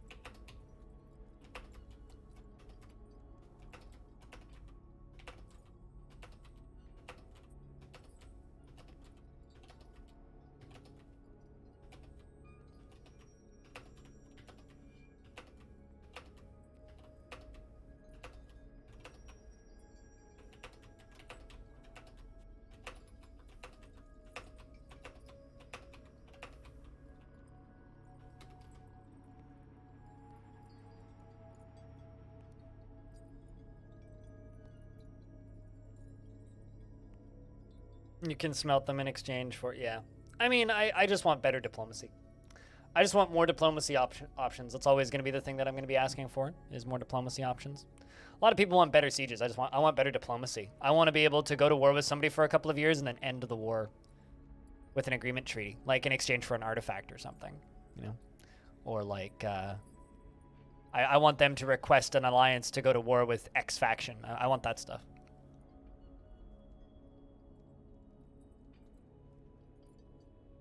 I mean, yeah, that's also kind of fun, Razlime, but I don't know. To me, that gets kind of old after a bit.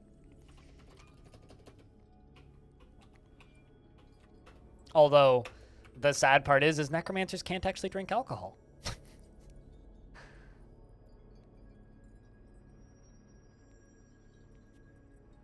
They seem to just be a bit more of a liability than they're worth most of the time.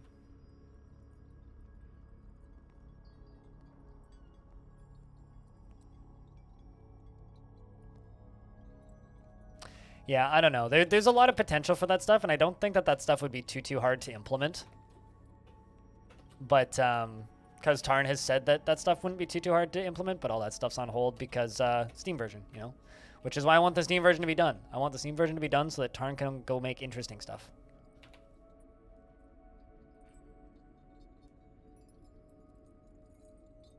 Whoop. Thob has been taken by a mood. You going for a mason shop? Yep, got a mason shop.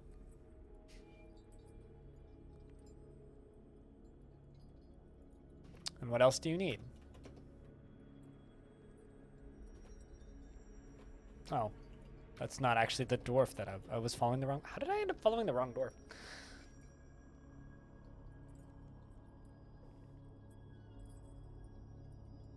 Human caravan has arrived, and there's an iguana on the map still.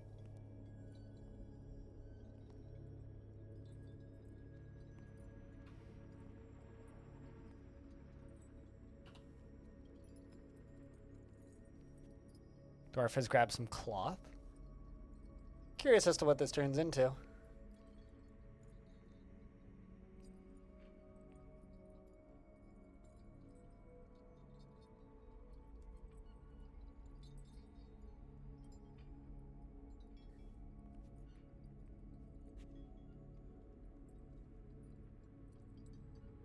I mean,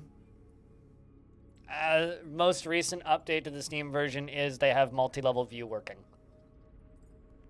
So you can see constructed objects and dwarves on lower levels than the camera is currently looking at.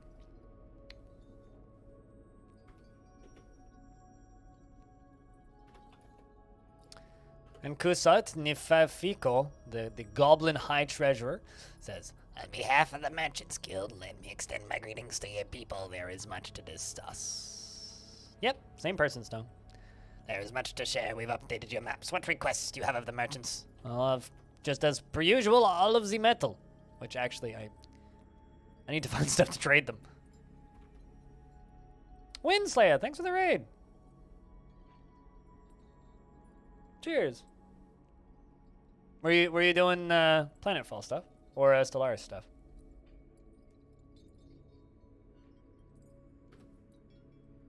Or actually, rather, what were you playing? Welcome, Raiders.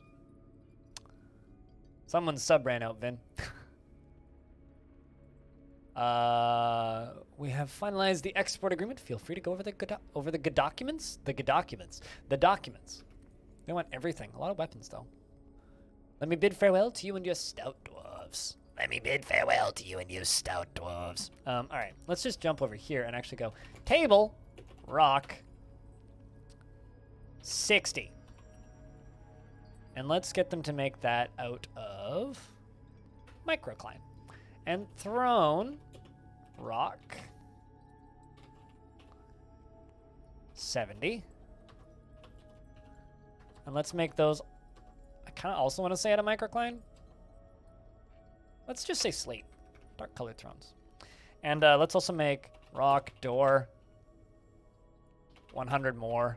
So I'm going to need more. And make all of those out of slate.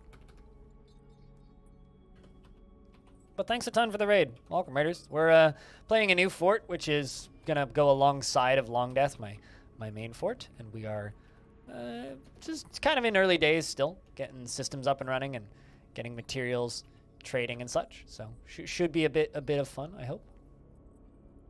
Don't really have a ton to sell them. I don't. So you know what I'm gonna do? Oh, I don't even have prepared meals.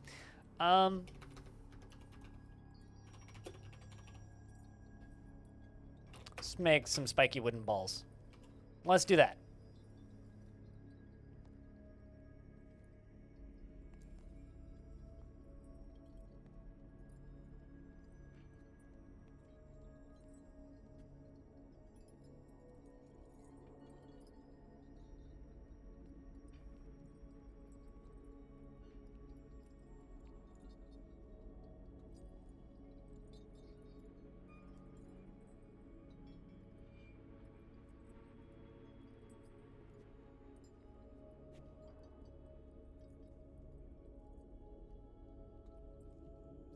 And Thob. Oh, well, that's cool.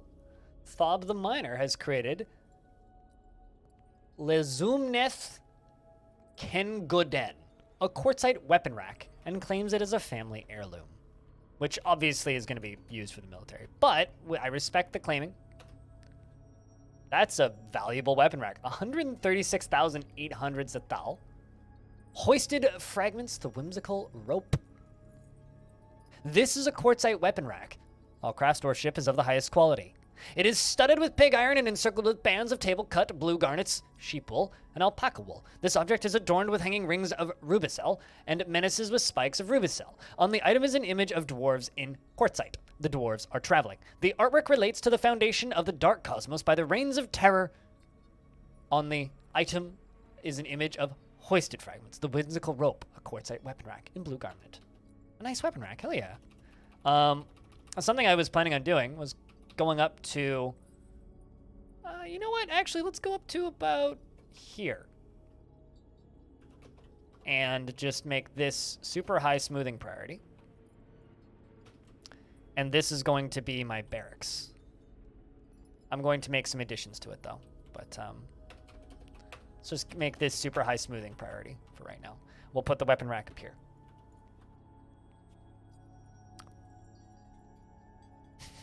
Nice rack. Yeah, no. Because we're all very mature, right? We're very, very, very, very, very mature adults.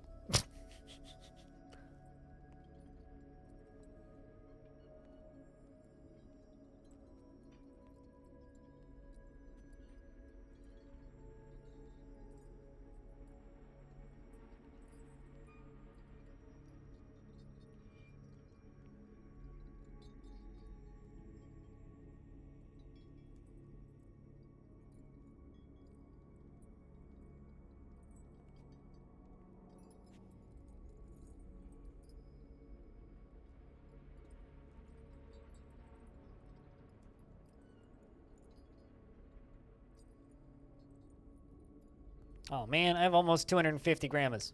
Not quite. Almost. Also, chat room investments are open if you want to invest your tickets. Just a heads up.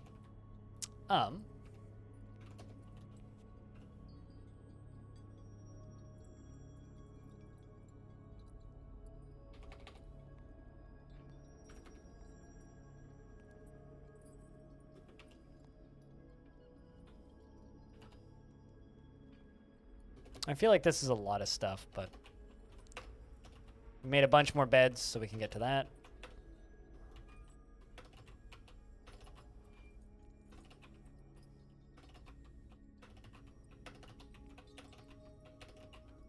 But yeah, chat room, the plan for tonight is we're gonna play another few hours of this.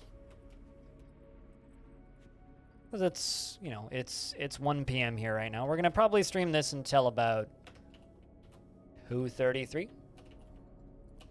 And then after that, we are going to be swapping over to Avorion, which is a game that I think a lot of you here have already played. I've never actually touched it. I only just installed it for the first time yesterday. But it's because Evil Trick is running a community server over on the Halcyon Frequency Discord. We also have a Valheim server, if that's more your flavor. But if you are subscribed to this channel, you'll just have access to both of those servers already. And I also have a couple keys for Lorion, which I will be giving away.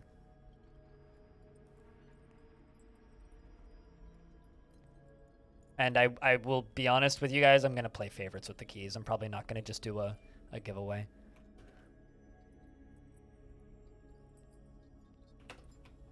Also, there's a game called Nair on Steam, N-A-I-R.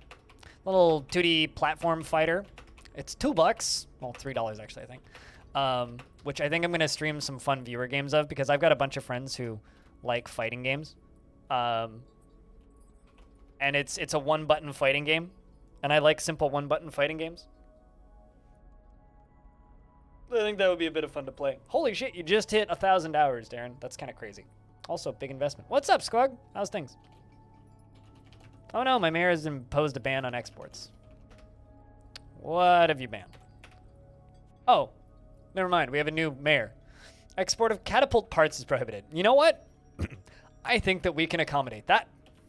Currently have no catapult parts in the fort. Ognet is the new mayor, so.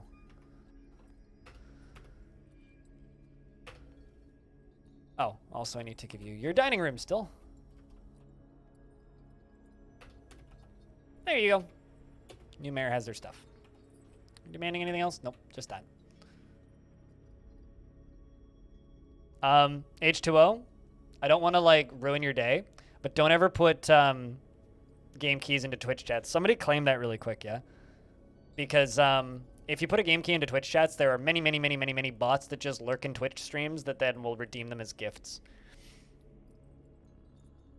Or they'll just claim them and then sell them.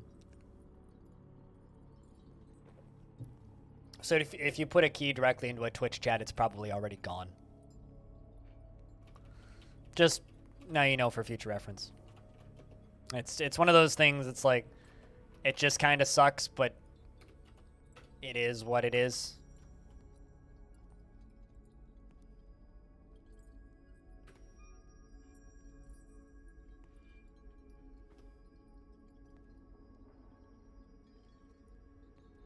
I mean, someone could try and claim it, but... Yeah, you literally got that in the last second. You and me, Stone.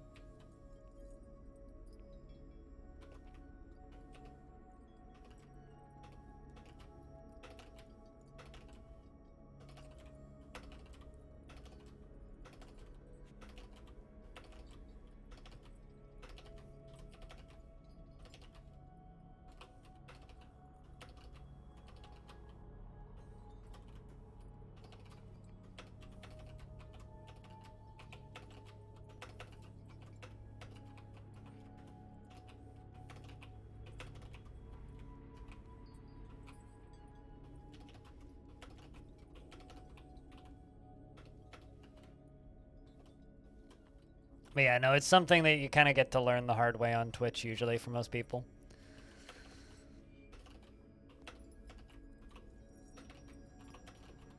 But yeah, there's like a dozen bots that are lurking in my channel probably that are just showing up as hidden so they don't actually show as active users.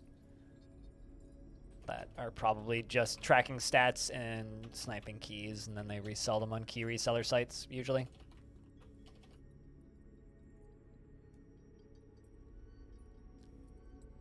It is what it is, W, indeed, yes. Tis indeed what it is, so.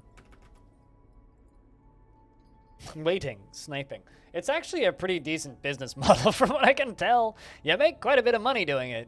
You're an awful person, but you make quite a bit of money. Turns out being an asinine prick with no morals is profitable.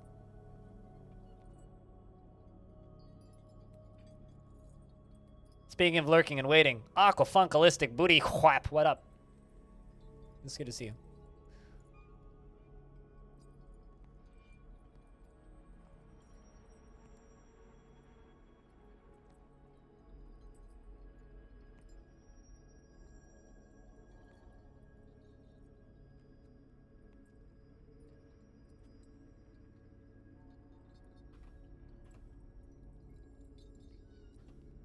Most of these dwarves have claimed bedrooms now, which is good. Most of them. The few that haven't are like children.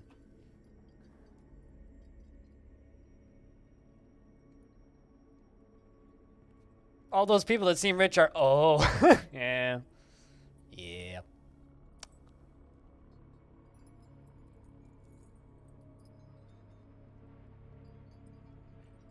Why would they do that? Usually mayors ban exports for items that they like. So this mayor won't let me export catapult parts. It's just what they do. Also, this mayor also has a lot of kills in the Hills of Igniting. Giant peregrine falcon. And a cougar man, of all things.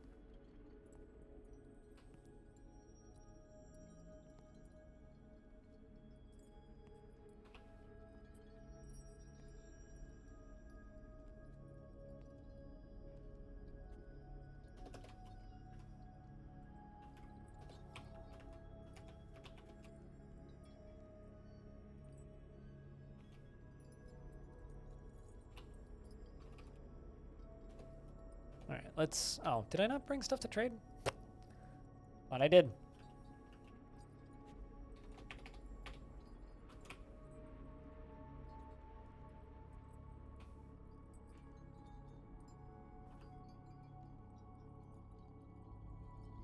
Did I not make trap parts?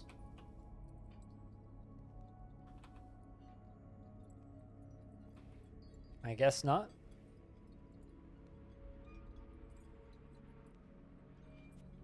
Thought I did, but I guess not.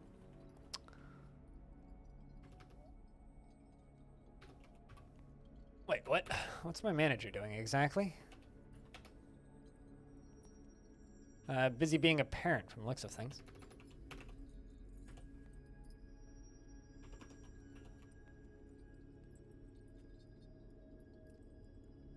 Oh, it's because you're also trading at depots. So how are you going to assign jobs if you're also trading? I understand.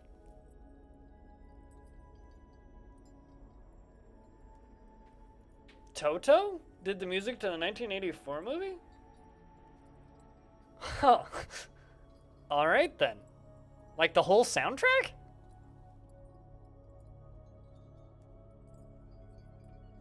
Really? Where did you find that random factoid?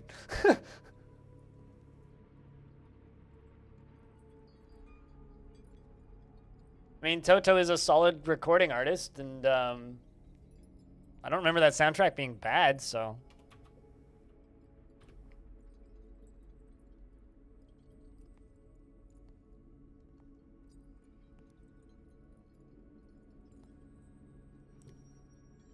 I guess the more you know.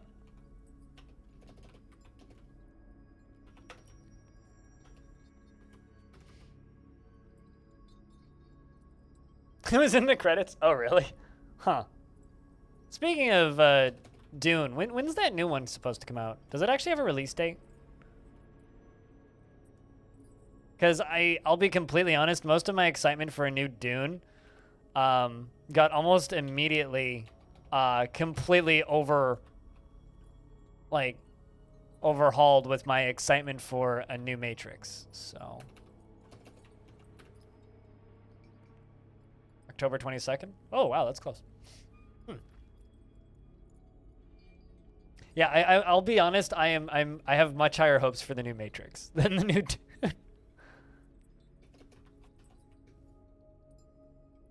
Well, that's like no. It's just got a gem in it.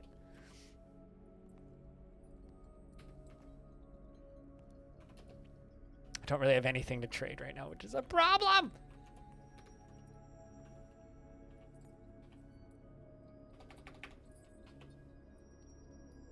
I also don't appear to have any. You know, let's sell all those because I can get more. Don't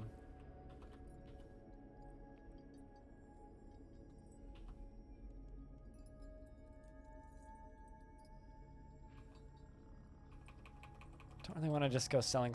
I have nothing to trade right now. I don't have any trade goods.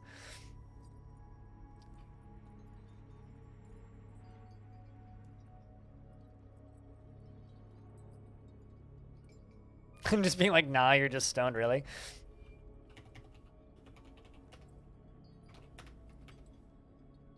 I mean, I guess it makes sense. Oh, why did I read that as a werepanda Batman? I'm very disappointed. A werepanda bowman, Arstruck Snodgazuru, has come. A large panda twisted into humanoid form. It is crazed for blood and flesh, and its eyes glow orange. Oh no, there's a dwarf there. Its charcoal hair is long and shaggy. You will know why you fear the night. Oh no, that's my legendary furnace operator. All right, everybody get inside. The question is, will you make it away? Oh man, this dwarf is outrunning him. All right, pull the lever, Kronk. Well,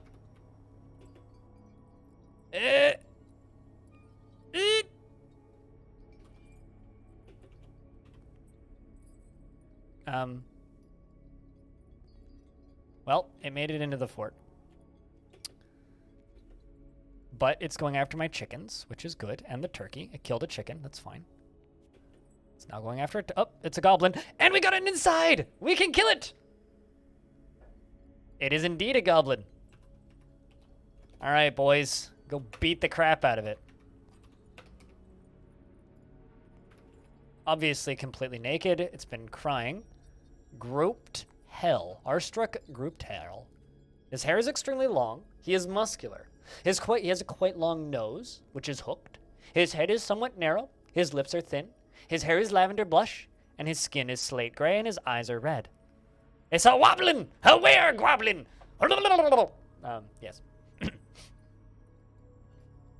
That's lucky? No, it's by design. Whoa. And there is a goose attacking it. It's turned back into a goblin now, but it's getting attacked by a goose. The gander bites the goblin bowman on the upper lip, denting the skin and bruising the muscle. The gander latches on firmly. The goblin bowman breaks the grip of the gander's bill from the goblin bowman's upper lip. The gander attacks the goblin bowman, but he jumps away. Fucking shoutouts. That's wonderful.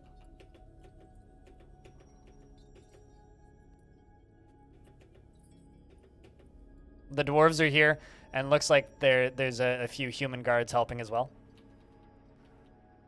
The sword dwarf slashes the goblin bowman on the lower body with her iron short sword, tearing apart the muscle and tearing apart the stomach.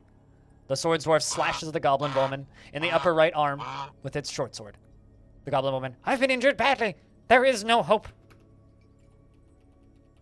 They continue stabbing it. Ooh, bits go everywhere. The sword dwarf slashes the goblin bowman in the lower body with her... whoops, hold on. The militia captain slashes the goblin bowman in the left lower leg with an iron short sword, and the severed part sails off in an arc. Its leg's been cut off. Yeah, it's done. Who got the kill? Well, it wasn't the militia commander.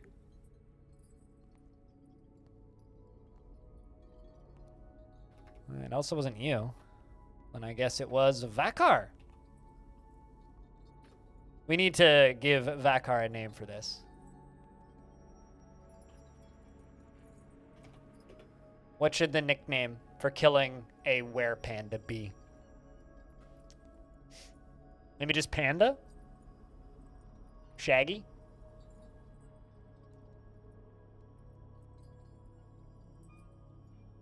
You know the answer to that one, H2O.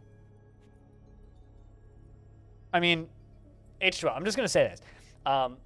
You're welcome to play Dwarf Fortress and name every single one of your dwarves Bob and try and tell them apart.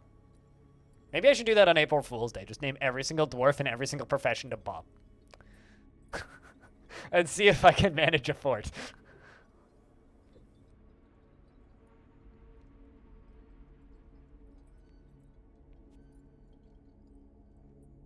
But in order to do that, H2O needs to give me $1,000 for my problem. Gobstopper? Gobstoppers are kind of candy though. Quite literally, Gobstopper is a candy brand. Fuck is not a candy brand, however.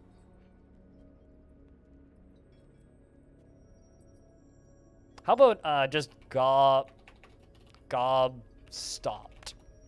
Gob stopped.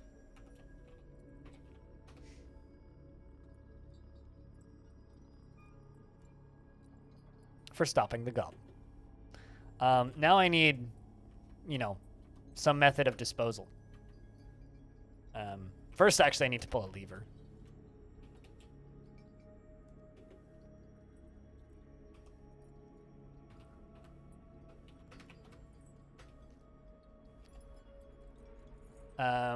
And this is going to be for...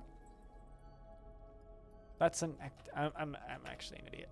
I need a pile for corpses, not a dumping zone just yet. One thing at a time.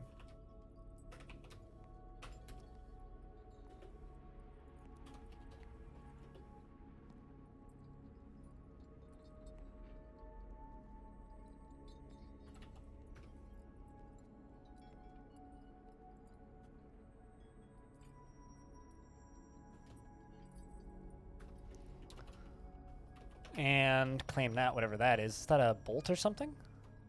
Oh, it's a copper arrow. I can melt that down.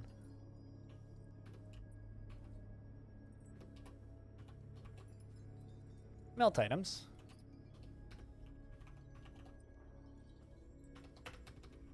There we go. Can melt that down.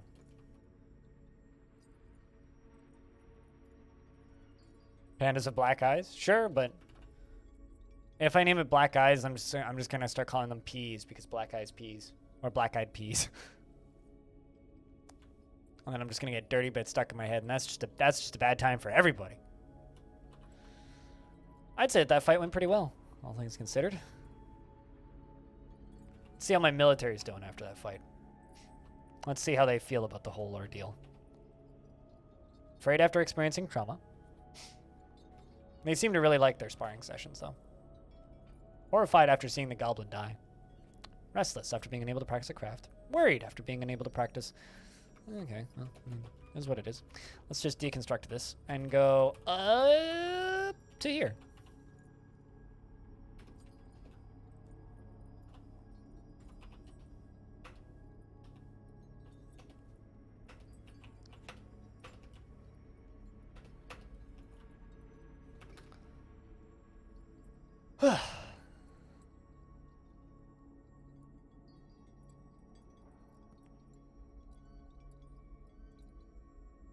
The eye is missing from their You know, they say if a goblin loses an eye, the eye is missing from their glowing eye symbol. Wait, really? In DF?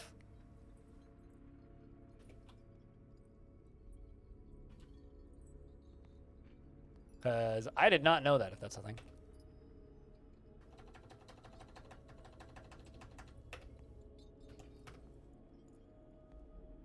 In adventure mode? Really? Huh. The more you know. Fascinating.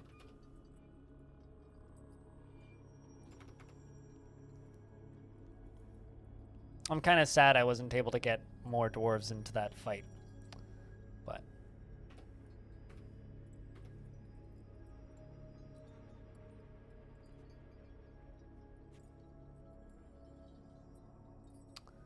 you'd like to practice a craft. Do you not have any... You know, let's give you carpentry. That's a craft that you could go do.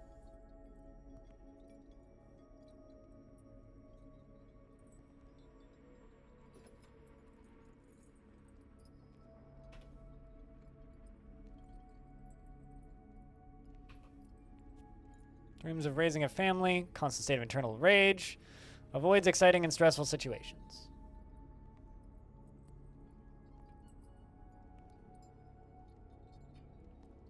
Was a very interested, fond dwarf. Dreams of mastering a skill completely wrapped up in his own appearance, abilities, and other personal matters, and dislikes obligations. Very trusting, often feels lustful, doesn't mind tumult and discord in day-to-day living, passive in discussions, flights of fancy, a little wasteful when working on projects, and tends to reveal personal information, can easily fall in love and develop positive feelings, occasionally overindulges, is curious and eager to learn, and is somewhat quarrelsome, is bothered by this, as values friendship, and he has a tendency to consider ideas and abstractions over practical applications.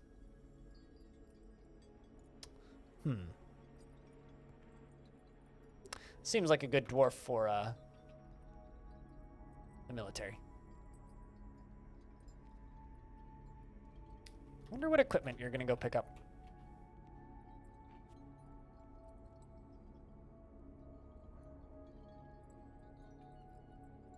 More just curious about what equipment I have. Apparently an extra iron short sword. Excellent. Got a 4th dwarf in the military. So I'm going to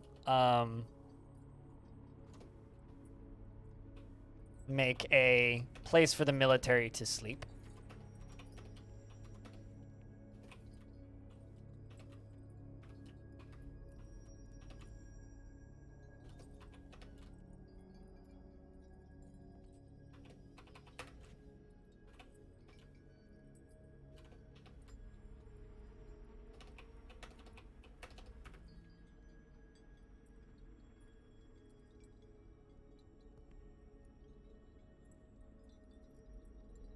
You've not made it a goal to rip out goblin eyes? I mean, come on, you gotta bite out goblin eyes. And then you gotta take those eyes and you gotta put them on your loot so you can say that you've got some eyes on the prize. I'm a very funny person.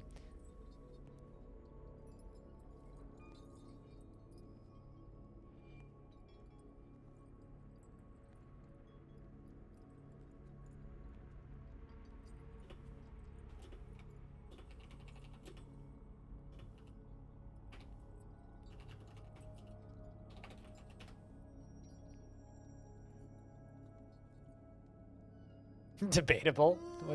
Yeah, they're pilots. See, you got the right response.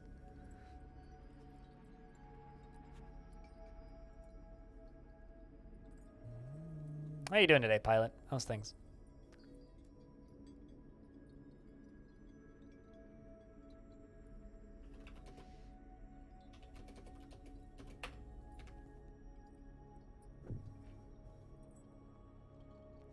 Good to see you, man. Today's been chill.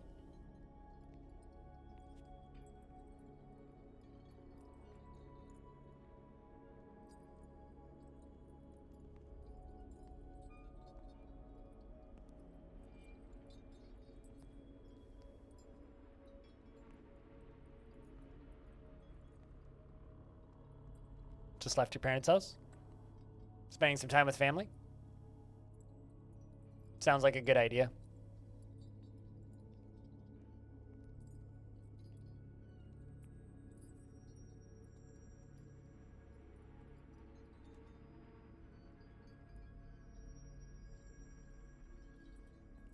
I get to go over to my parents' house tonight. They're actually going to take the dog for a couple days. Because, not that I don't want to keep her, it's just I have to go vote and do a bunch of other things tomorrow that I can't bring a dog with. And, to put it bluntly, this dog gets stressed out if she's left alone. So it's not the best for her to be left alone in this house because she tends to sit on the ground, look up at the sky, and do her best wolf impression, which is really bad for the neighbors and might get me in trouble. So instead of leaving her alone, I'm going to take her back to the mom and dad's house for a day or so, and then I'll get her back after that. But just because Monday, I will be out of the house the majority of the day. Dogs can't vote in Canada? Well, I mean, they can't vote, but I also can't take them into the elementary school, because she's not technically like a seeing eye dog or anything. She's just a poodle. So I can't exactly take her into the voting center, right? I also need to go get my blood taken that same day, so I need to go sit in a medical facility for a bit and get a blood test tomorrow morning at 6 a.m. So I'm going to go get a blood test early in the morning and then go vote. And in order to do those two things, I need to take proper care of Pooch. So.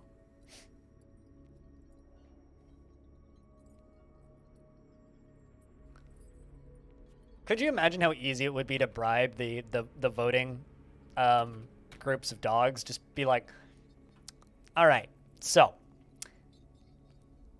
all the dogs. We're gonna get the dog population, and we have this like very, very convincing way of tricking them all into voting for us.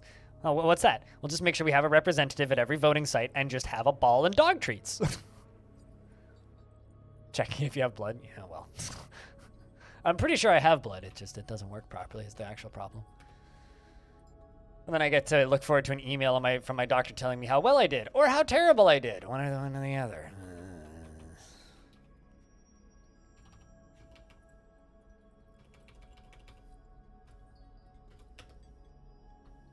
Or as chat said yesterday, I get to go vote and then go pay the vampire tax. Fastcord, thanks for the raid. Cheers. What are we playing? Welcome, Raiders. We're just we're doing some beautification of my new fort. I just ran out of microclimate. I'm sad.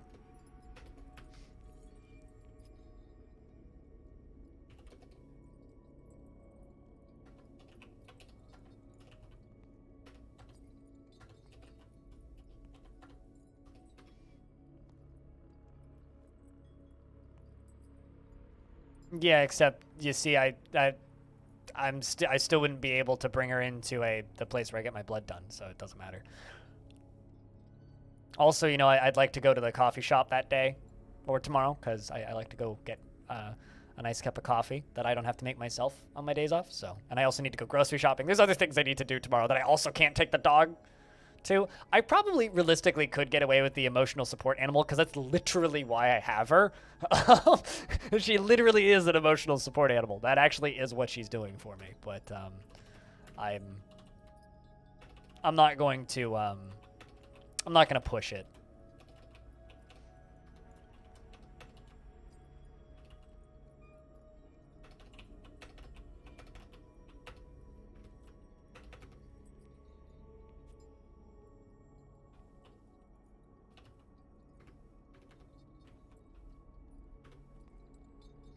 Bringing some beds in here. This is going to be my barracks. The barracks layer. Barracks. They're going to sleep in there. So they're going to train over there and then sleep in there.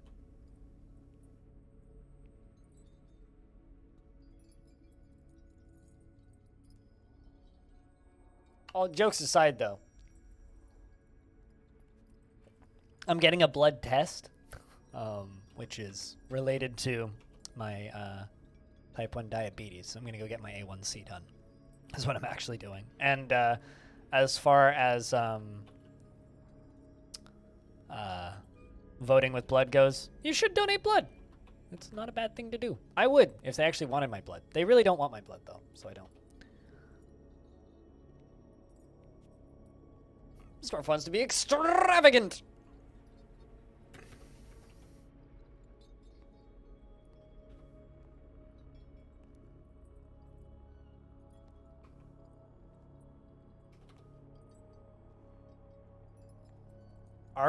Okay, Miss Runner, before you run off and argue with a tractor, how do you argue with a tractor?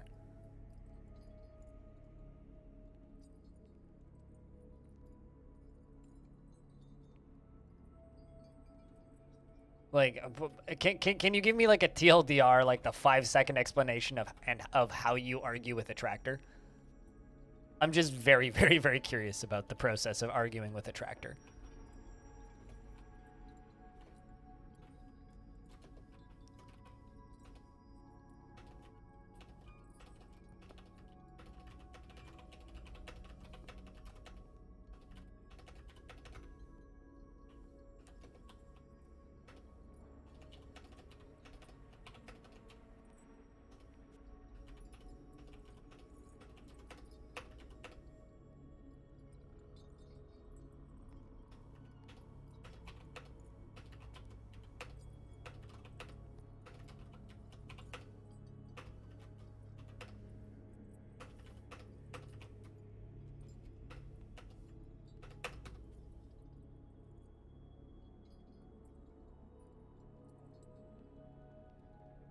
I have a feeling that means like repair a tractor, but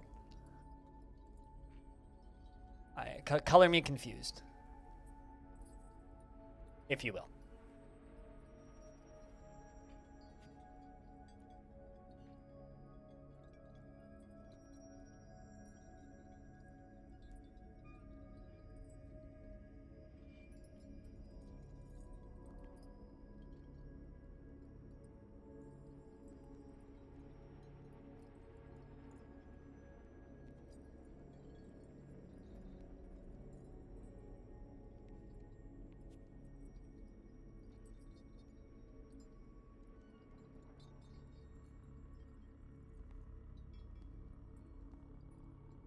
Oopsies. Accidentally made the game full screen. When I was tabbing back in.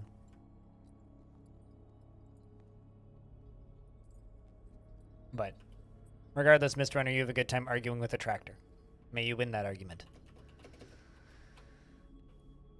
I feel like that's the only legitimate thing you can say to somebody who's going to go argue with a tractor is, may you win the argument. I feel like losing an argument to a tractor would be bad for your health. Not that I really know, but like, I feel like the tractor would just run you over. Or just refuse to start. I guess I'm kind of envisioning more Mangler and like less Thomas the Tank Engine in this tractor.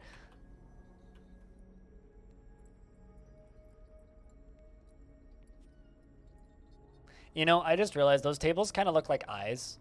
The center stairway kind of looks like a mouth or like a nose, and then the that looks like a mouth, and then on the bottom is arms.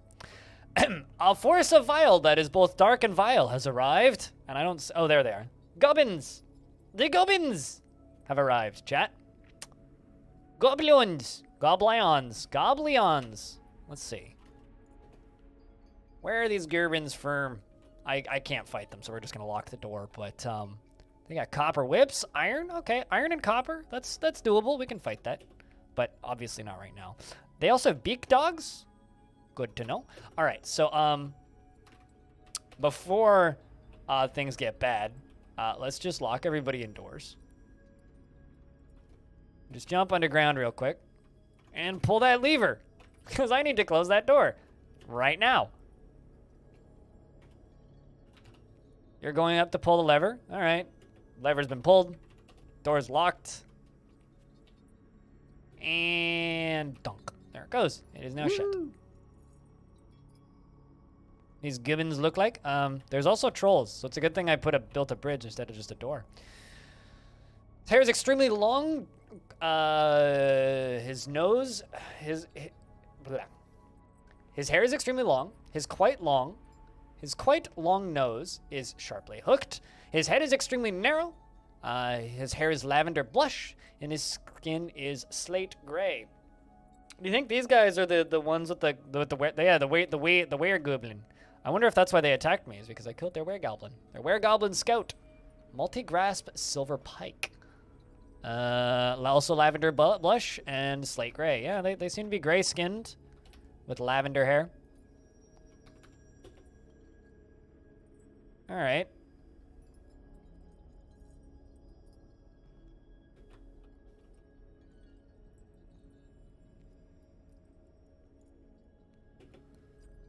Let's just... Okay, so they're going to chase this iguana and kill it. Be my guess. Well, they killed the iguana. So now they're just going to regroup and hang out, I think. There's not too many of them, just big dogs and trolls.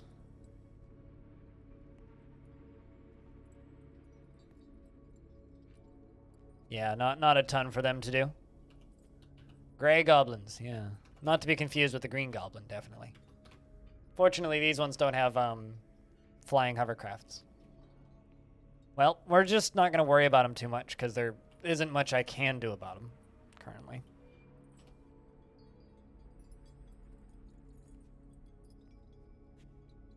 I'm going to try and dig down to the next cavern layer. Yeah, they're not the stereotypical greens, they're the grays. I feel like I'm talking about alien conspiracy theories when I'm talking about grays.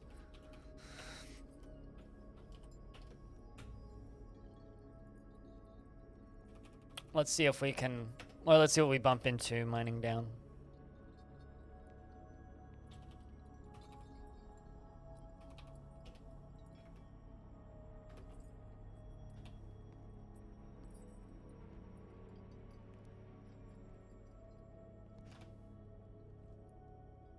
Let's see what we can find. Hopefully some helpful metals. Although I don't actually have easy... Oh, galena. There we go. Silver.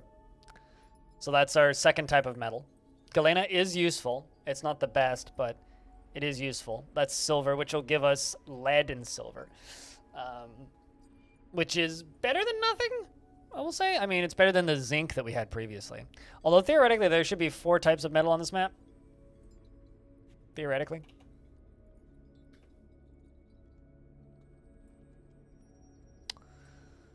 All right.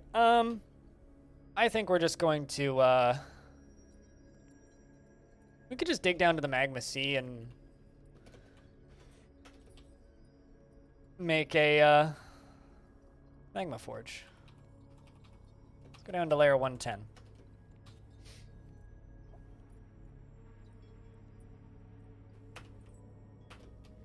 I'm also kind of thinking about setting up an underground river and pumping water up to a drowning bin, which I could do quite easily. The problem with drowning bins is they're not self-cleaning. They also take a while to drain. The lack of self-cleaningness is an issue. Kind of would prefer it to be self-cleaning.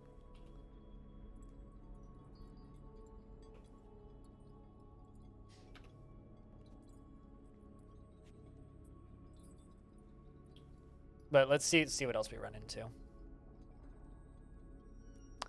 Clear garnet. And this siege will only hang around about half a year, I think. Uh-oh. Well, gotta stop there. Although this is literally the last layer that we dug into, so that's good, I guess. Actually, hold up. That is a deep cavern layer. Wow. Look at all that.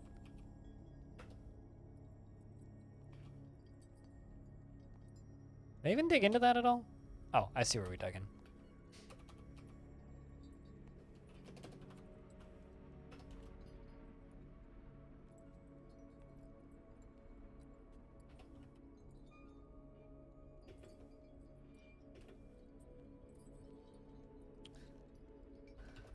So layer 80, eh?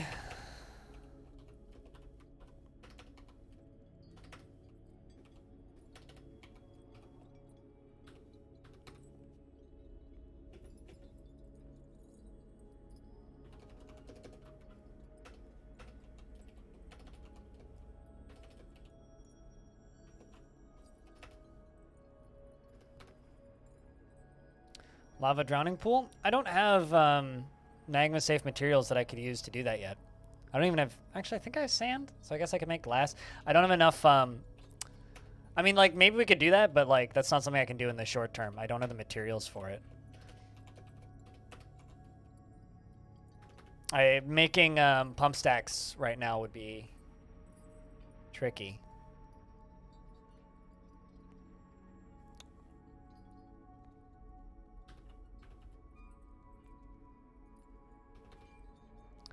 Making pump stacks right now would be tricky.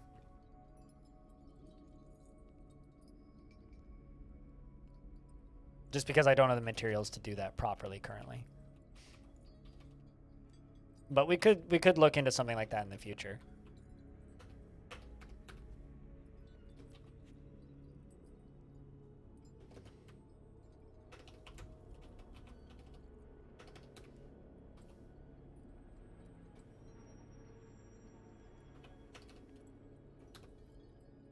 Oh. Well, this seems like a self-solving problem. The Hill Titan, Imazarara Esmolel, has come. A huge scaly slug. It has thin wings of stretched skin and an austere look about it. Its lilac scales are jagged and close set. Beware, it's burning. Fight, fight, fight, fight, fight, fight, fight, fight, fight, fight, fight, fight.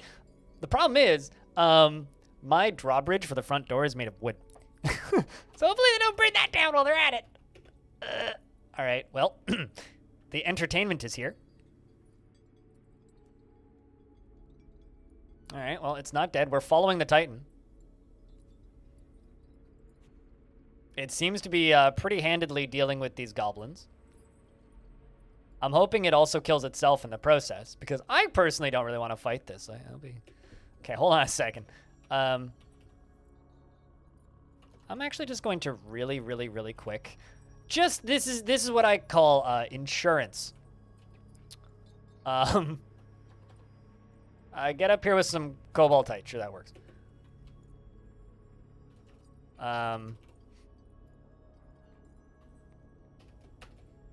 No, not bismuth. Just whatever. It doesn't matter. And then I will suspend this further back one.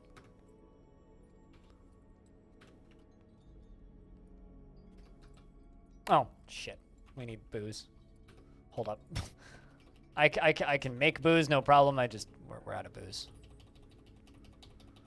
So the dwarves are screaming about water. We got plenty of plants. It's just a matter of making booze. I'm a little bit distracted by, this, well, burning on the surface. Whoa! Well, I mean, on the bright side, this is also going to be a self-cleaning problem.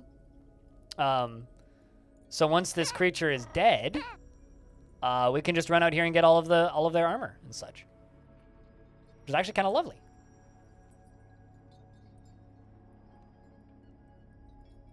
How's the, its body fat is gone. Well, it's been on a diet, the burning diet. Its body is cut open. Its body is dented. Its heart is bruised. Oh, no. How's it going to love with a bruised heart? Welcome back, Lake Bear. We have an army of goblins fighting with a hill titan slug that can fly and breathe fire. That I think just killed itself, actually. Oh, nope. I'm just not following anymore.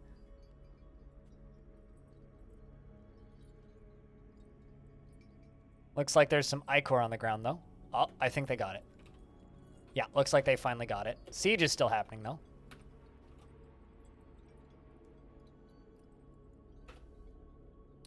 A goblin lasher lashes the hill titan in the body with her iron scourge, tearing the scale and bruising the muscle and bruising the brain. Okay, so they were able to get it. Still put a pretty big fucking dent in it. How many kills has it got? Well, there was 100 units, so I'd say about 25. It took a good chunk out of them. It didn't actually scatter the raid, though. The raid's still going on, which I think is kind of cool. Kind of impressive, actually. Ooh, a lot of copper stuff, a lot of iron stuff. And most of the bodies appear to be dead, too, which is good. Plenty of little piles of various clothing left, which is quite nice. Quite nice indeed. Now, is the siege leaving? Or are they sticking around for a while?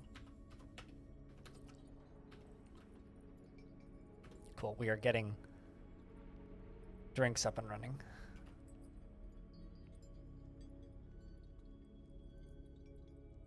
It was fun while it lasted. I mean, that was a self-solving problem. One of these problems alone, quite annoying. Both of them at the same time, kind of brilliant.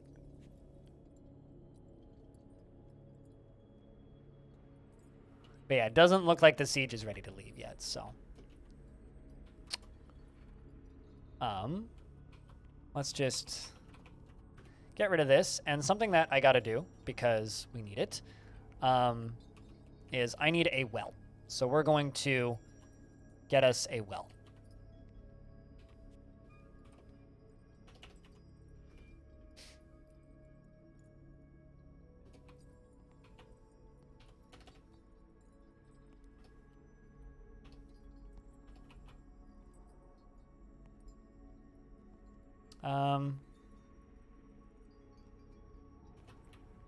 Yeah, we'll do it this way.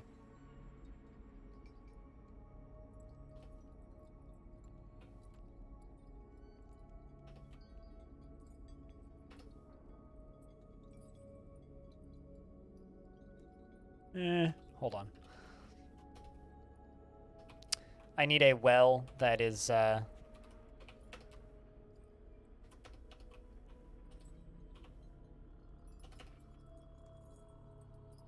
then down here, let's just do this. Doesn't need to be so deep. And then that's where we'll access it from over there. Oops, no, I want to channel that down. Then just normal dig around it. This is a very simple well, but this'll do what we need it to do. Oh shit, is that all damstone? Well then. I can just go one layer further down.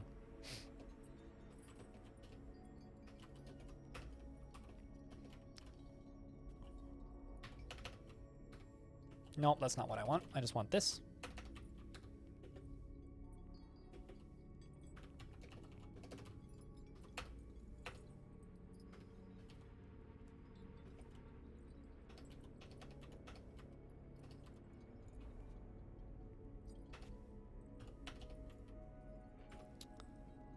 That should start dribbling water into it pretty quick.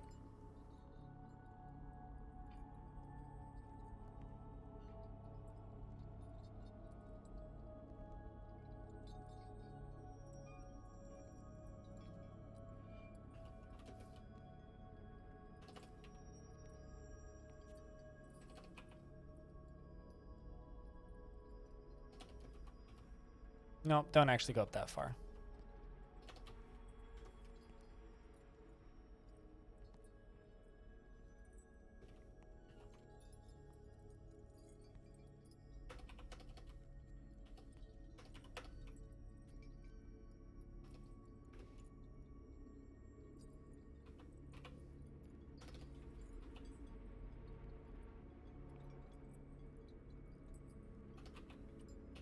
And that's where we will fill up with water.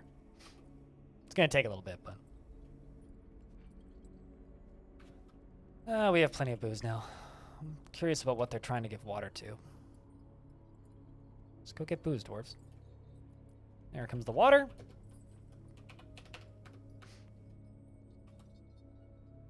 That's fine. Sorry if I'm doing this way too quickly, but I'm just trying to quickly build us this.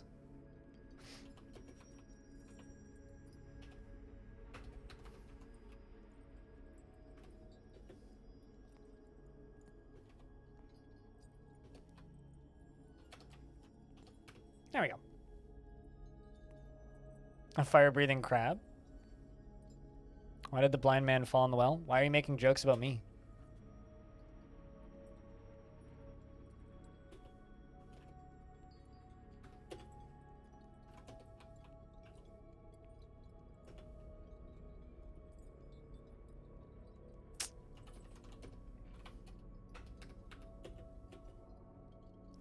Go figure.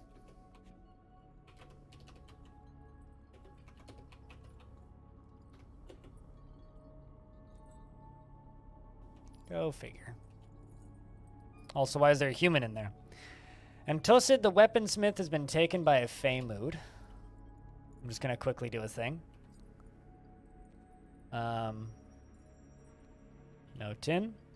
Sterling silver, sure. Black bronze, sure. Rose gold, sure. Why do I have all of this material? Oh, I guess because I was able to buy it. Platinum. Make us something good.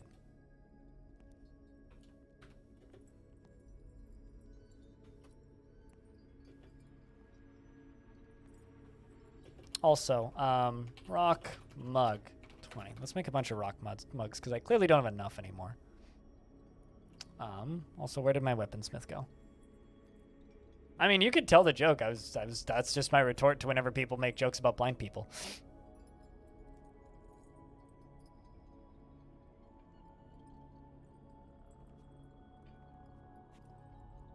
It's just that why is it always got to be about me? I don't know. I think that's a fair response. All right, so this is a weaponsmith being taken by a Fey mood.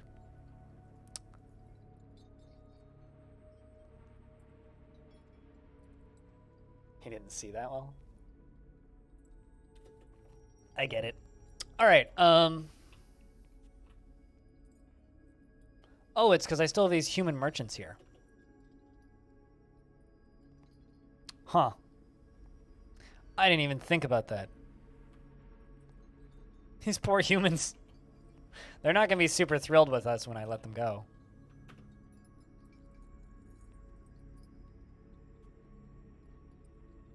Any bets on what this dwarf makes? Because this is a weaponsmith. I mean, I've been streaming for 4 hours and 40 minutes. You did miss a big fight between a giant flying Titan slug and an army of goblins. The slug, of course, shot fire, because naturally. Some pretty great artifacts as well. But we've probably got, like, I don't know, another hour and a half of Dwarfs left, and then we're going to be playing some Avorion.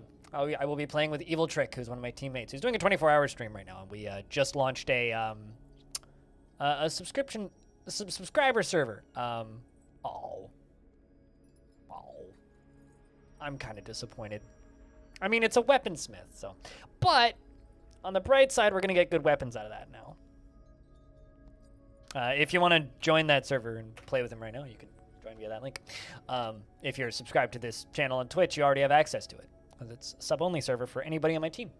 Tosid says the weaponsmith has created Levin Tosid.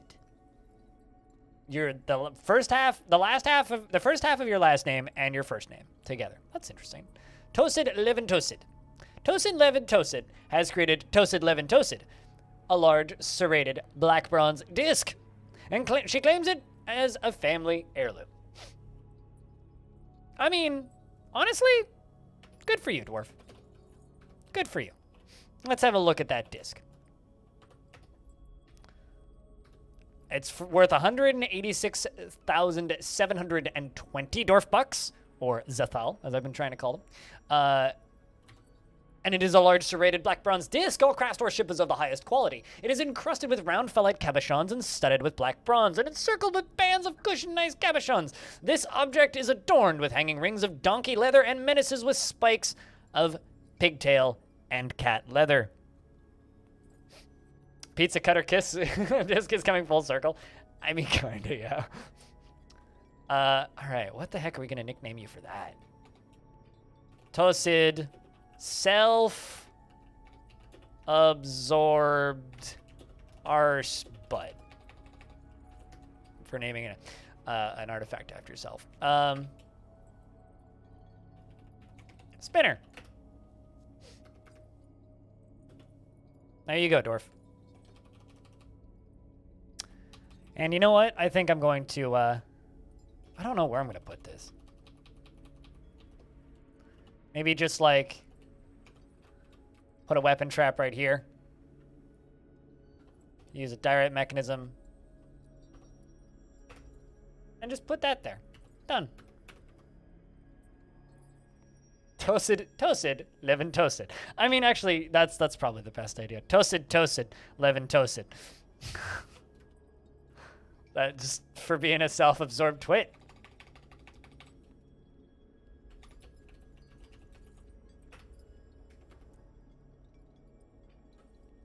Stone, do you by chance know what Tosid means? I'm just kind of curious is all.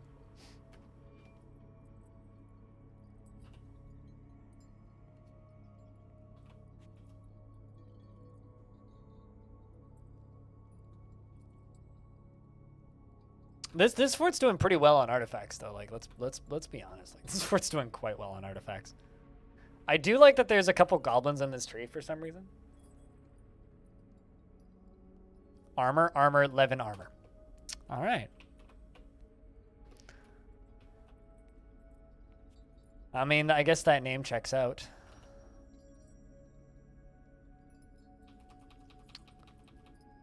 So I'm going to try and do something.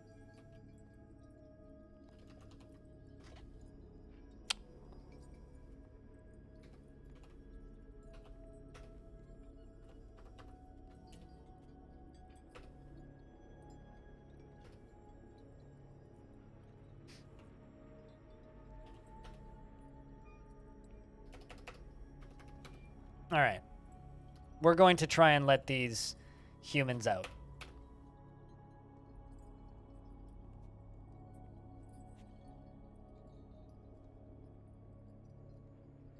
I know.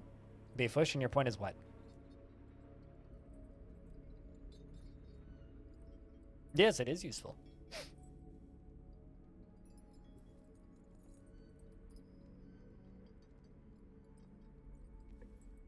I mean, you could also just like select any dwarf, and it just says the name right beneath them.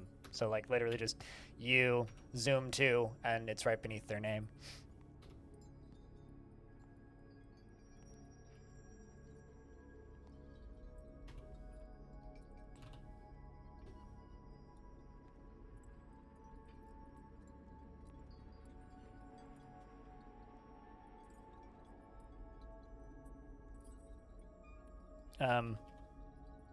Why are you in there?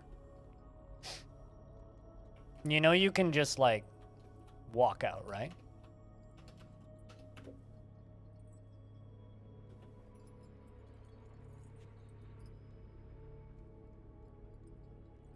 No, in the case of that dwarf, you could. But you are correct.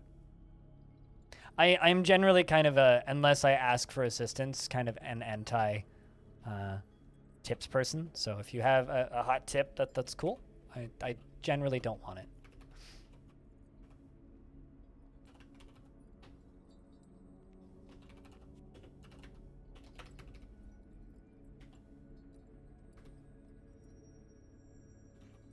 Human, why do you insist on living in my well?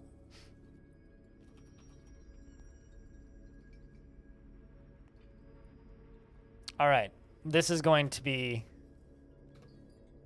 a catastrophe, potentially, if I actually do it. I kind of just want to unlock the door and let the humans out.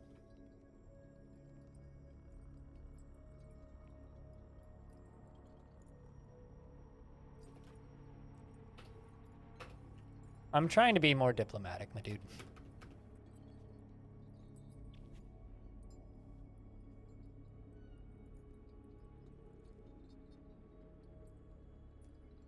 Because they're going to want to leave. So we're going to let those humans out.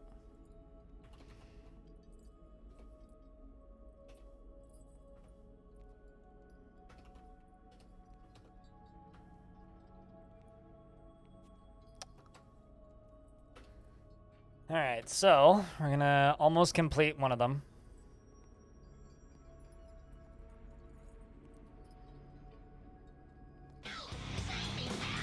See brown. I guess seeing brown's probably better than seeing red, right? Thank you very much for that tier 1 subscription. Massive thank you. I missed the construction of this wall.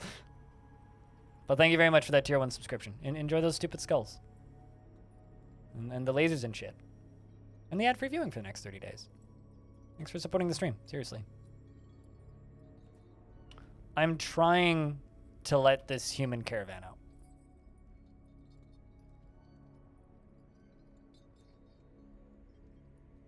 Trying.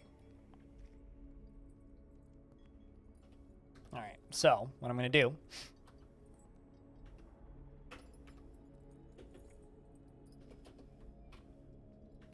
pull that lever.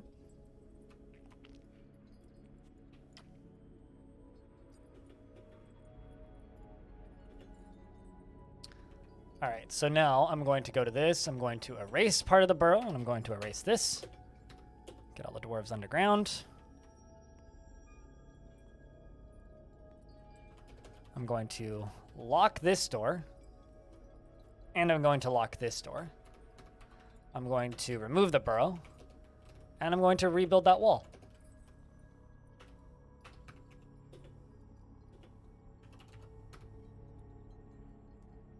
Uh-oh, one of my dwarves is out here. Dakust.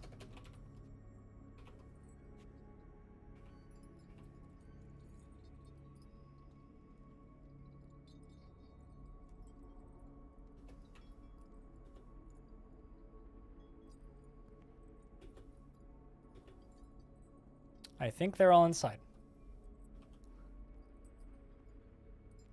So now, theoretically, those humans should be able to leave.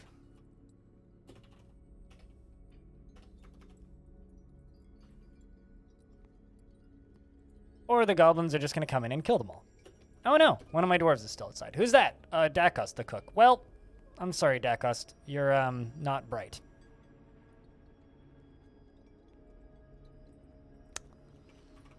Time to make a slab. It begins. I gave you many opportunities to get underground, and you didn't. Are they just going to ignore the humans?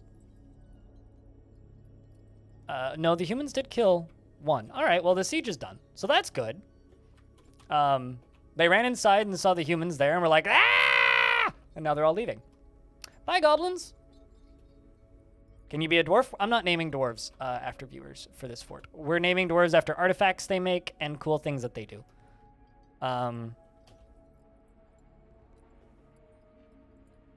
So, no, you cannot.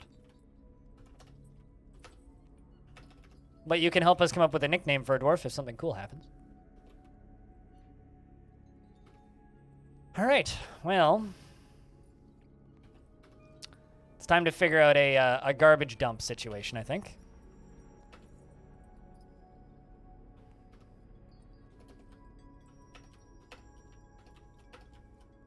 Actually, you know what? Let's put a garbage dump, like,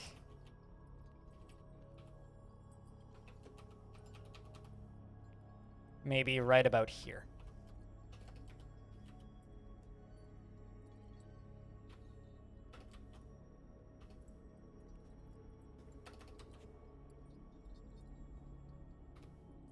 Like toasted, toasted, toasted, toasted, toasted. Not quite that toasted. It's a very armored dwarf. But chat, can I get some Fs to pay respects for Dakost, the cook, who unfortunately died before their time due to not listening to orders and not getting inside the fort when we told them to. And shoutouts to all of the goblins who died and gladly donated their armor to the cause of us actually building our own armor.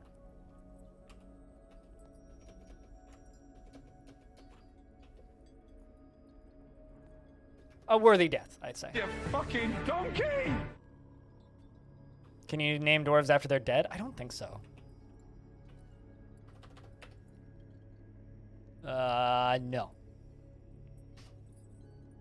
It's just their corpse. He paid the price. He did indeed paid the price. He paid the price too. Let's just remove that trading depot. Let's just make sure there's no... Okay, cool. There's no baddies on the map anymore.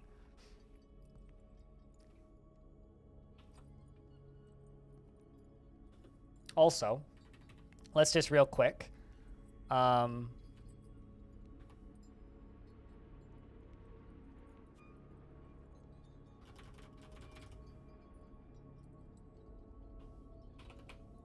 Melt down all of this stuff, or most as much of it as I can.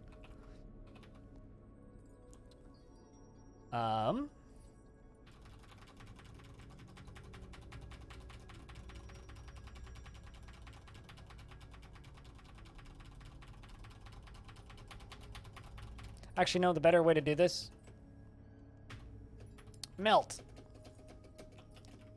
Melt all the items that are up here on the surface. And,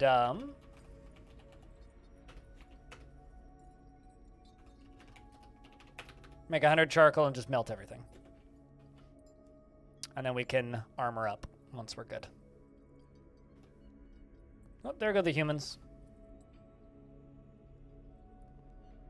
After leaving us with a bunch of stuff, it seems.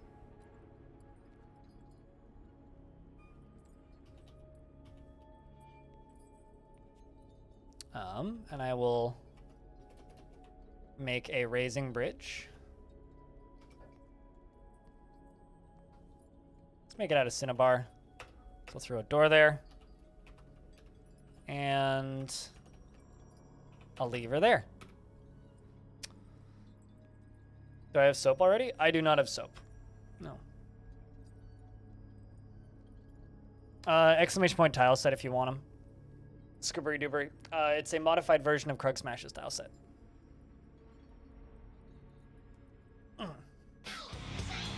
Soaps!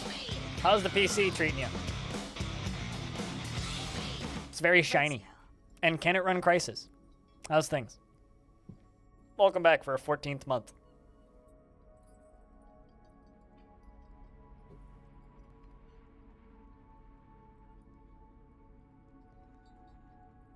No problem, Scoobery. Happy to help.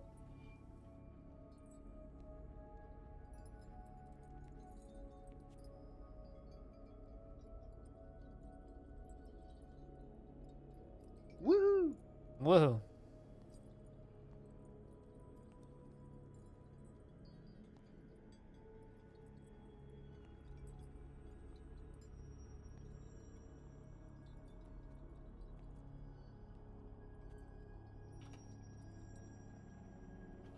Well, we now have a lot of food and stuff. Dwarves are seeing a lot of corpses. Hopefully that helps scar them up. Make them all tough. I think it's time to also give the military a short break from training.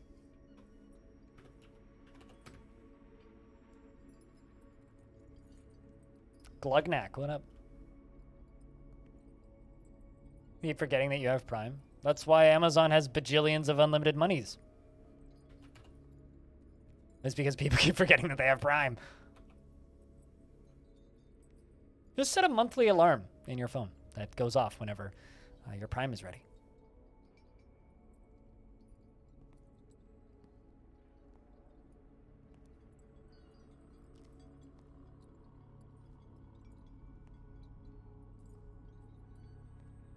It's a pretty effective method of, like, you know, doing that. That's what my mom does. She has a monthly timer that goes off. Although my mom has stopped popping the notice that it's re-upping, which I think is kind of funny.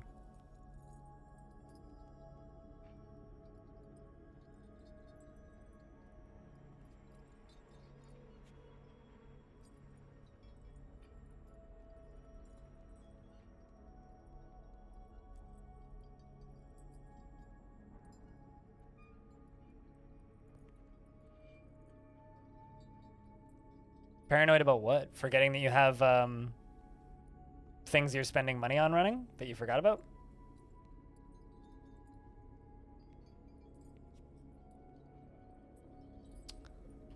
Gonna need some more barrels.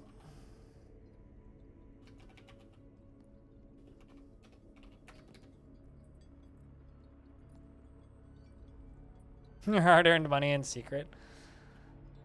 I'm pretty diligent about not letting that happen. Pretty diligent.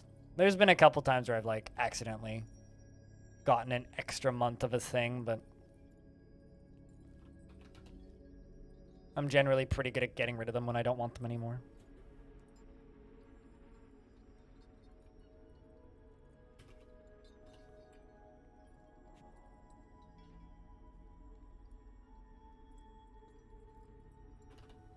Whoa, that's a lot of miasma.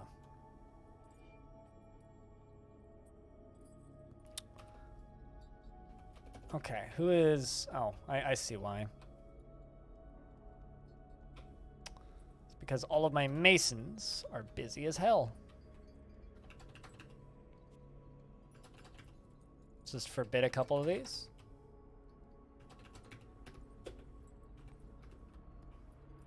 There's an eye fighting? Oh, we've got eyes. Small nocturnal tree-dwelling mammal. It has long fingers that flash out to flesh out grubs from the wood. Eyes are, like, weirdly creepy looking. They're cool critters, though. They're oddly creepy.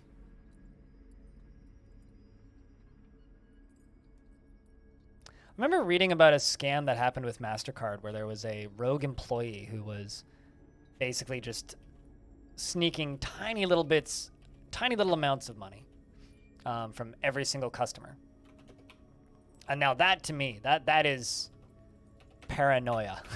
Because it's just like every single customer just getting like 2 cents. But, like, you know, you add a couple million into that, a couple million customers, and then suddenly that's a lot of money. You know what I mean? Like, that, to me, that is paranoia levels of, oh my god, that's a lot of money.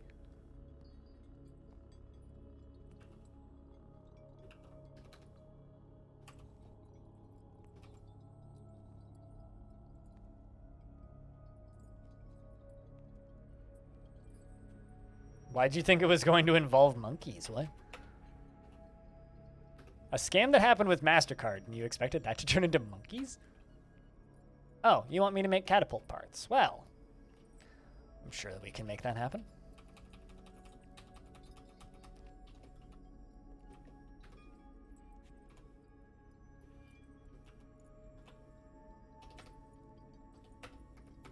I'm not even certain I have a siege engineer, but... Alright, let's, stocks. Dump all the body parts. And...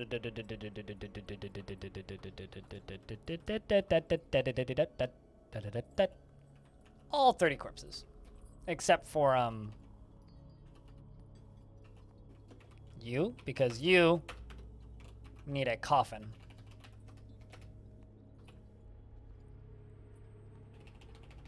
Push the top priority.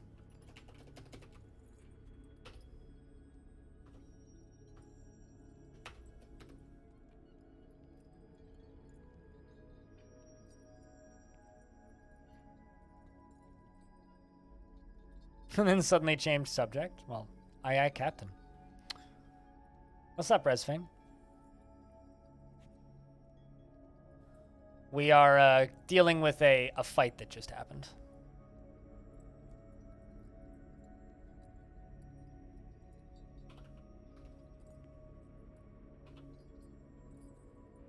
Actually, real question is, how much metal stuff do I have now?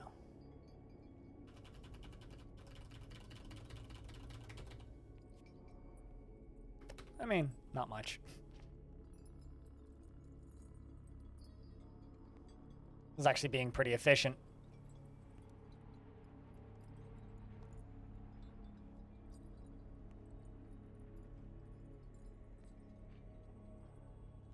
Between dwarves? What do you mean between dwarves? I don't understand the question. The chupacabra on them. Ah, no. No.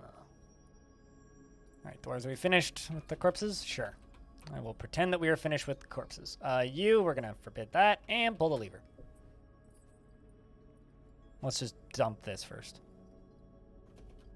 Get all those corpses out of there. Pull the lever again.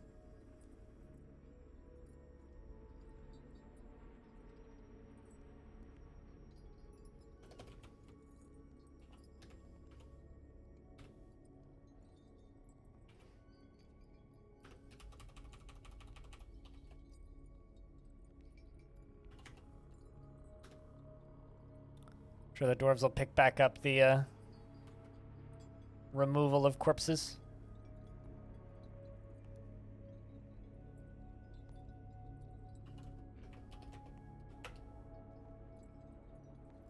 Another dwarf has given birth to a girl. New fort. Long Death still exists and will continue to exist. I am simply doing a seasonal fort. I love that everybody's first assumption when I start a new fort is that Long Death is dead or something happened to it. Nothing happened to Long Death. Long Death still exists and will continue to exist. I occasionally do other forts to change up the flow a little bit. That's all it is. Nothing crazy or fancy. Just going to...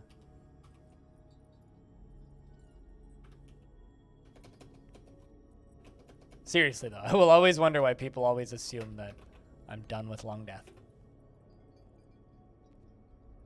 Yeah, it's in a hunted biome, right in the middle of all of the chaos. Like, that is our fort, that little blinking X, and all of the red lines are different armies invading things. There's goblins literally fucking everywhere. We've fought with a Titan, 2 were creatures, and had a siege today.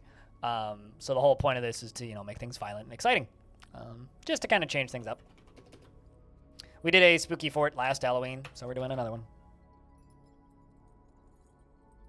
Have I worked at lots of places? Like, have I had a lot of jobs? I mean, I was a kayaking coach. I worked in a gas station. I worked in fast food, and I've had many part-time jobs, but not really. I mean, I've had a lot of dead-end jobs, if that counts. But why do you ask? I've had various forms of work over the years.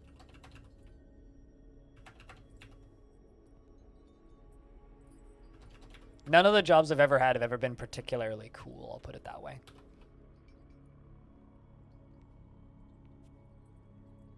During community day? I don't know what that means, but enjoy. I'm assuming you mean Pokemon Go for some reason, but I could be wrong. What do you... Meditate on writing. Must have a god of language or something.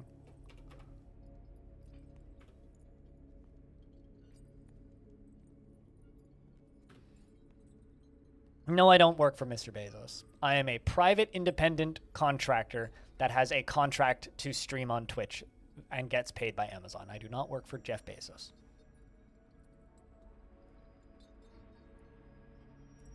That's factually incorrect, saying that I work for Jeff Bezos.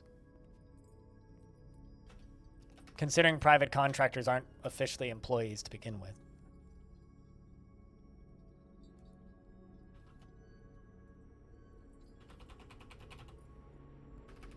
There's a bunch of animals in cages up here, which I should probably just eat. Bunch of cute otter things. Best of luck, Dragonmans.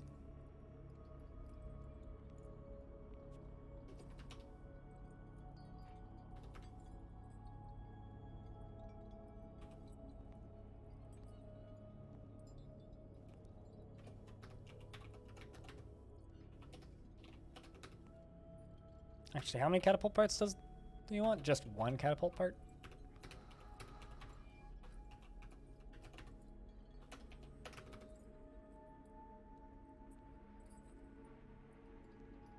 Ironically, if I did work for Jeff Bezos, it would mean they would actually have to give me some sort of workers' rights. But being a private contractor, I'm not even an Amazon employee. Streaming on Twitch full-time is about as far away from being a Amazon employee as you can be.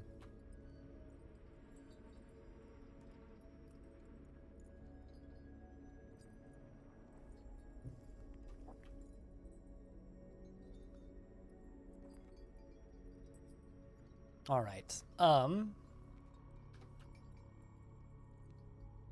Sure, but I'm not even an employee, so you are correct, but I'm not an employee of Amazon. And that's not even just me saying that out of spite. That's actually, like, true.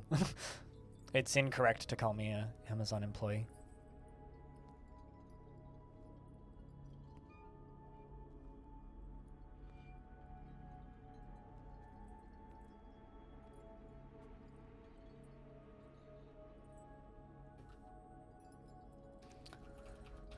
All right,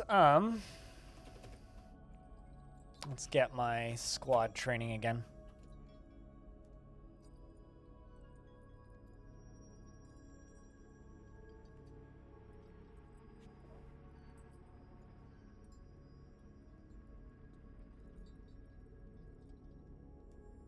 It's interesting that the dwarves prefer to eat in here.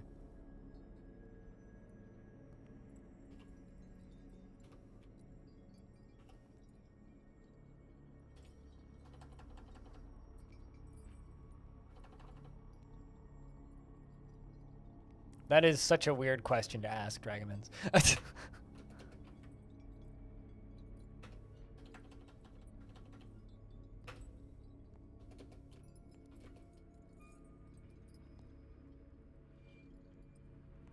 I see it this way. You have two options. You can either assume the correct answer, which is yes,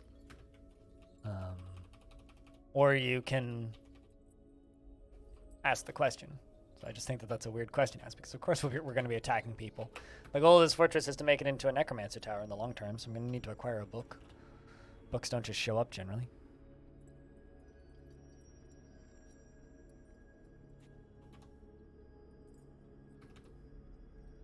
You know what? Fuck it. Let's just get rid of that corpse. I don't want to look at it anymore.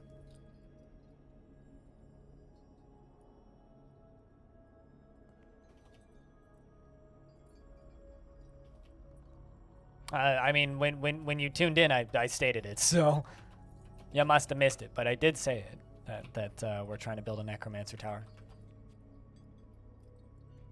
That's a carpenter shop. I was like, why is this hotkey not working? Because it's the wrong type of shop.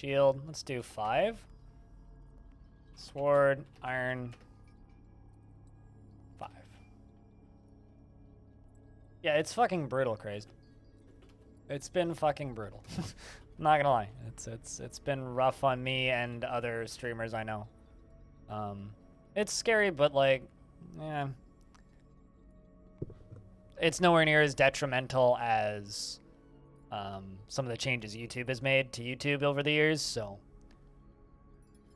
frankly, it's like as crappy as it is, like it's something that I can work through, and we'll figure it out. I mean, it's more than anything, it's just like from one day to the next, you go backwards. Like I statistically, I've gone 3 years backwards, basically, which sucks.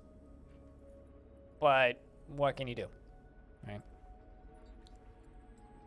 Not a lot, really. Id, the manager, has created Nurnashas Kastar Vostas, an iron throne, and claims it as a personal treasure. I love it. I love it. It's worth 25,200. This is an iron throne. All craftsmanship is of the highest quality. It is studded with iron and encircled with bands of llama bone. Very simple. I like it. I like it. That can go in the tavern. No questions asked on that one. That goes in the tavern. It's of course the mayor's personal chair at the bar.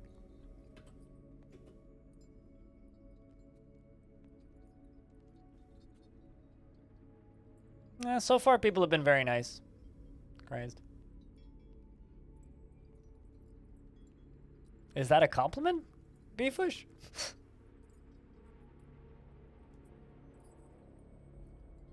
I just kind of read them phonetically, or as phonetically as I can. There's also some instruments that those humans very kindly left. I mean, dropped when they left in fear.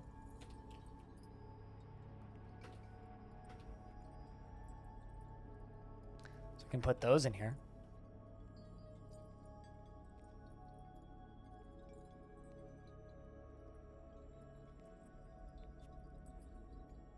It's a funny accent.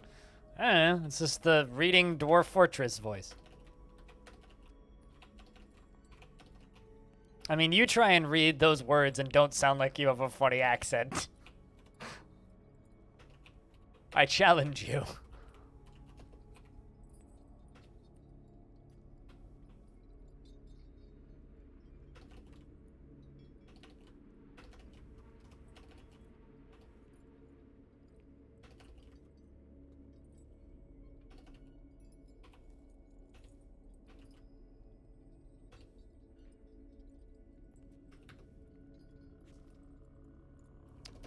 And let's get this area up here doored up.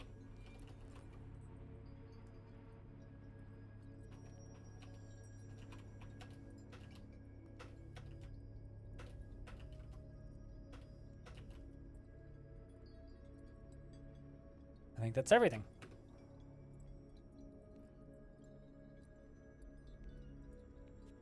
Toguro. That's probably how I would say that.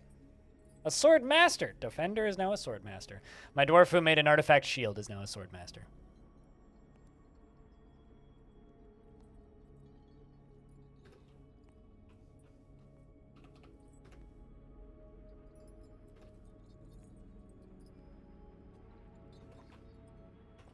Random engraver. You want to fight. You want to practice a craft, but you also want to fight. You want to practice martial art. Dreams of mastering a skill, will freely cheat, often feels filled with joy. Gripped by crippling shyness, and is bold.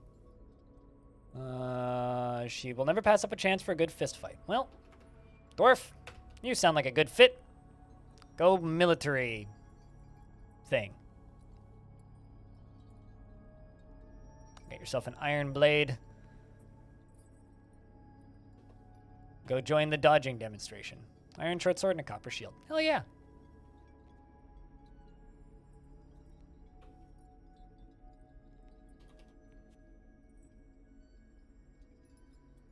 The godforsaken whiskers? I mean, someone has strong feelings about furries, I think. have whiskers and be godforsaken. I mean, one of the worst parts about having a cat is like when they jump onto your bed and then they stick their whisker in your ear and you're like, God, I'm trying to sleep. Yeah, little shits.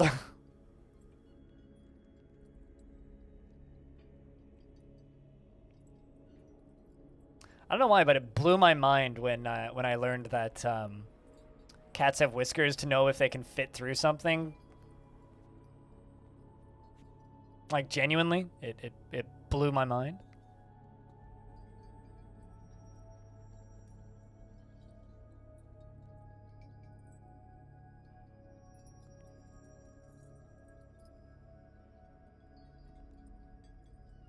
I don't know if anybody else has ever run into that feeling, but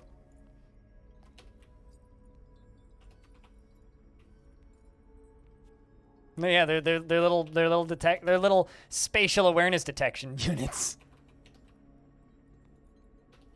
And they also grow back.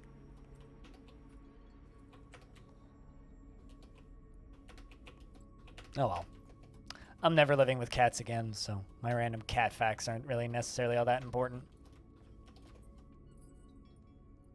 Lived enough years of my life with cats. I never want to own another cat again.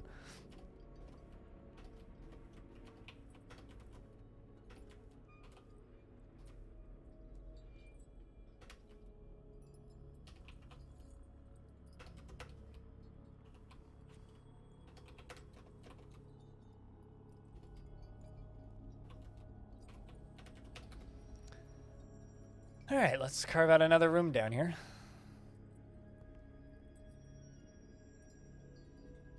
This looks too advanced. This looks pretty advanced already. Well, I mean, we got 80 dwarves. We're 2 years in. I mean, 2 years in, we have this kind of main area. That circle kind of in the bottom with the red entrances is most of our crafting. We've got a little bit of metal industry going. That's our tavern and bedrooms. I need to actually build a temple. We go all the way down to about here, yeah. So we can see into this cavern layer down here, but that's it. That's a very tall cavern layer. Holy crap. We're on 2 biomes, and they both have deep and shallow metals. So far, we found galena and sulfurite. Don't fax a cat, okay? Like, I may not be the most catty person, but like, don't fax a cat. That's just mean. Cats deserve better.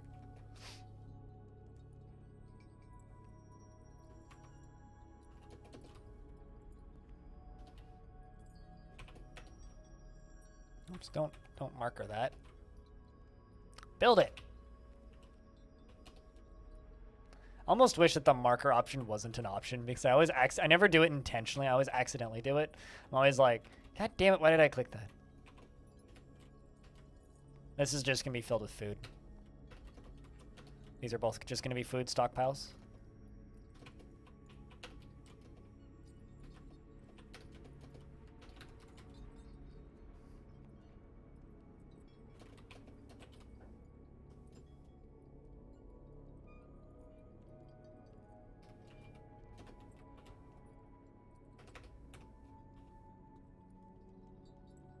Actually, hold up.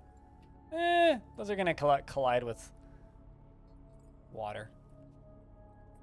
Maybe not. No, they will. Give them a second. There it goes.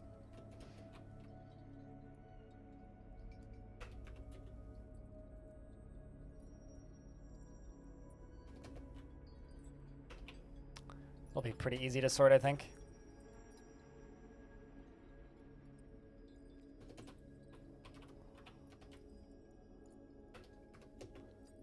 Have an upstairs underneath it.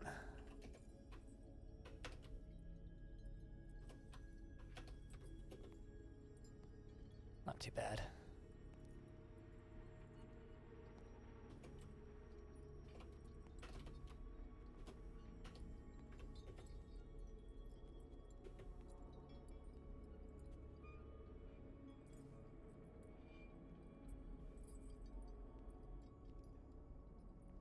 But I guess that this is just one of the, yeah, I'm pretty good at Dwarf Fort moments.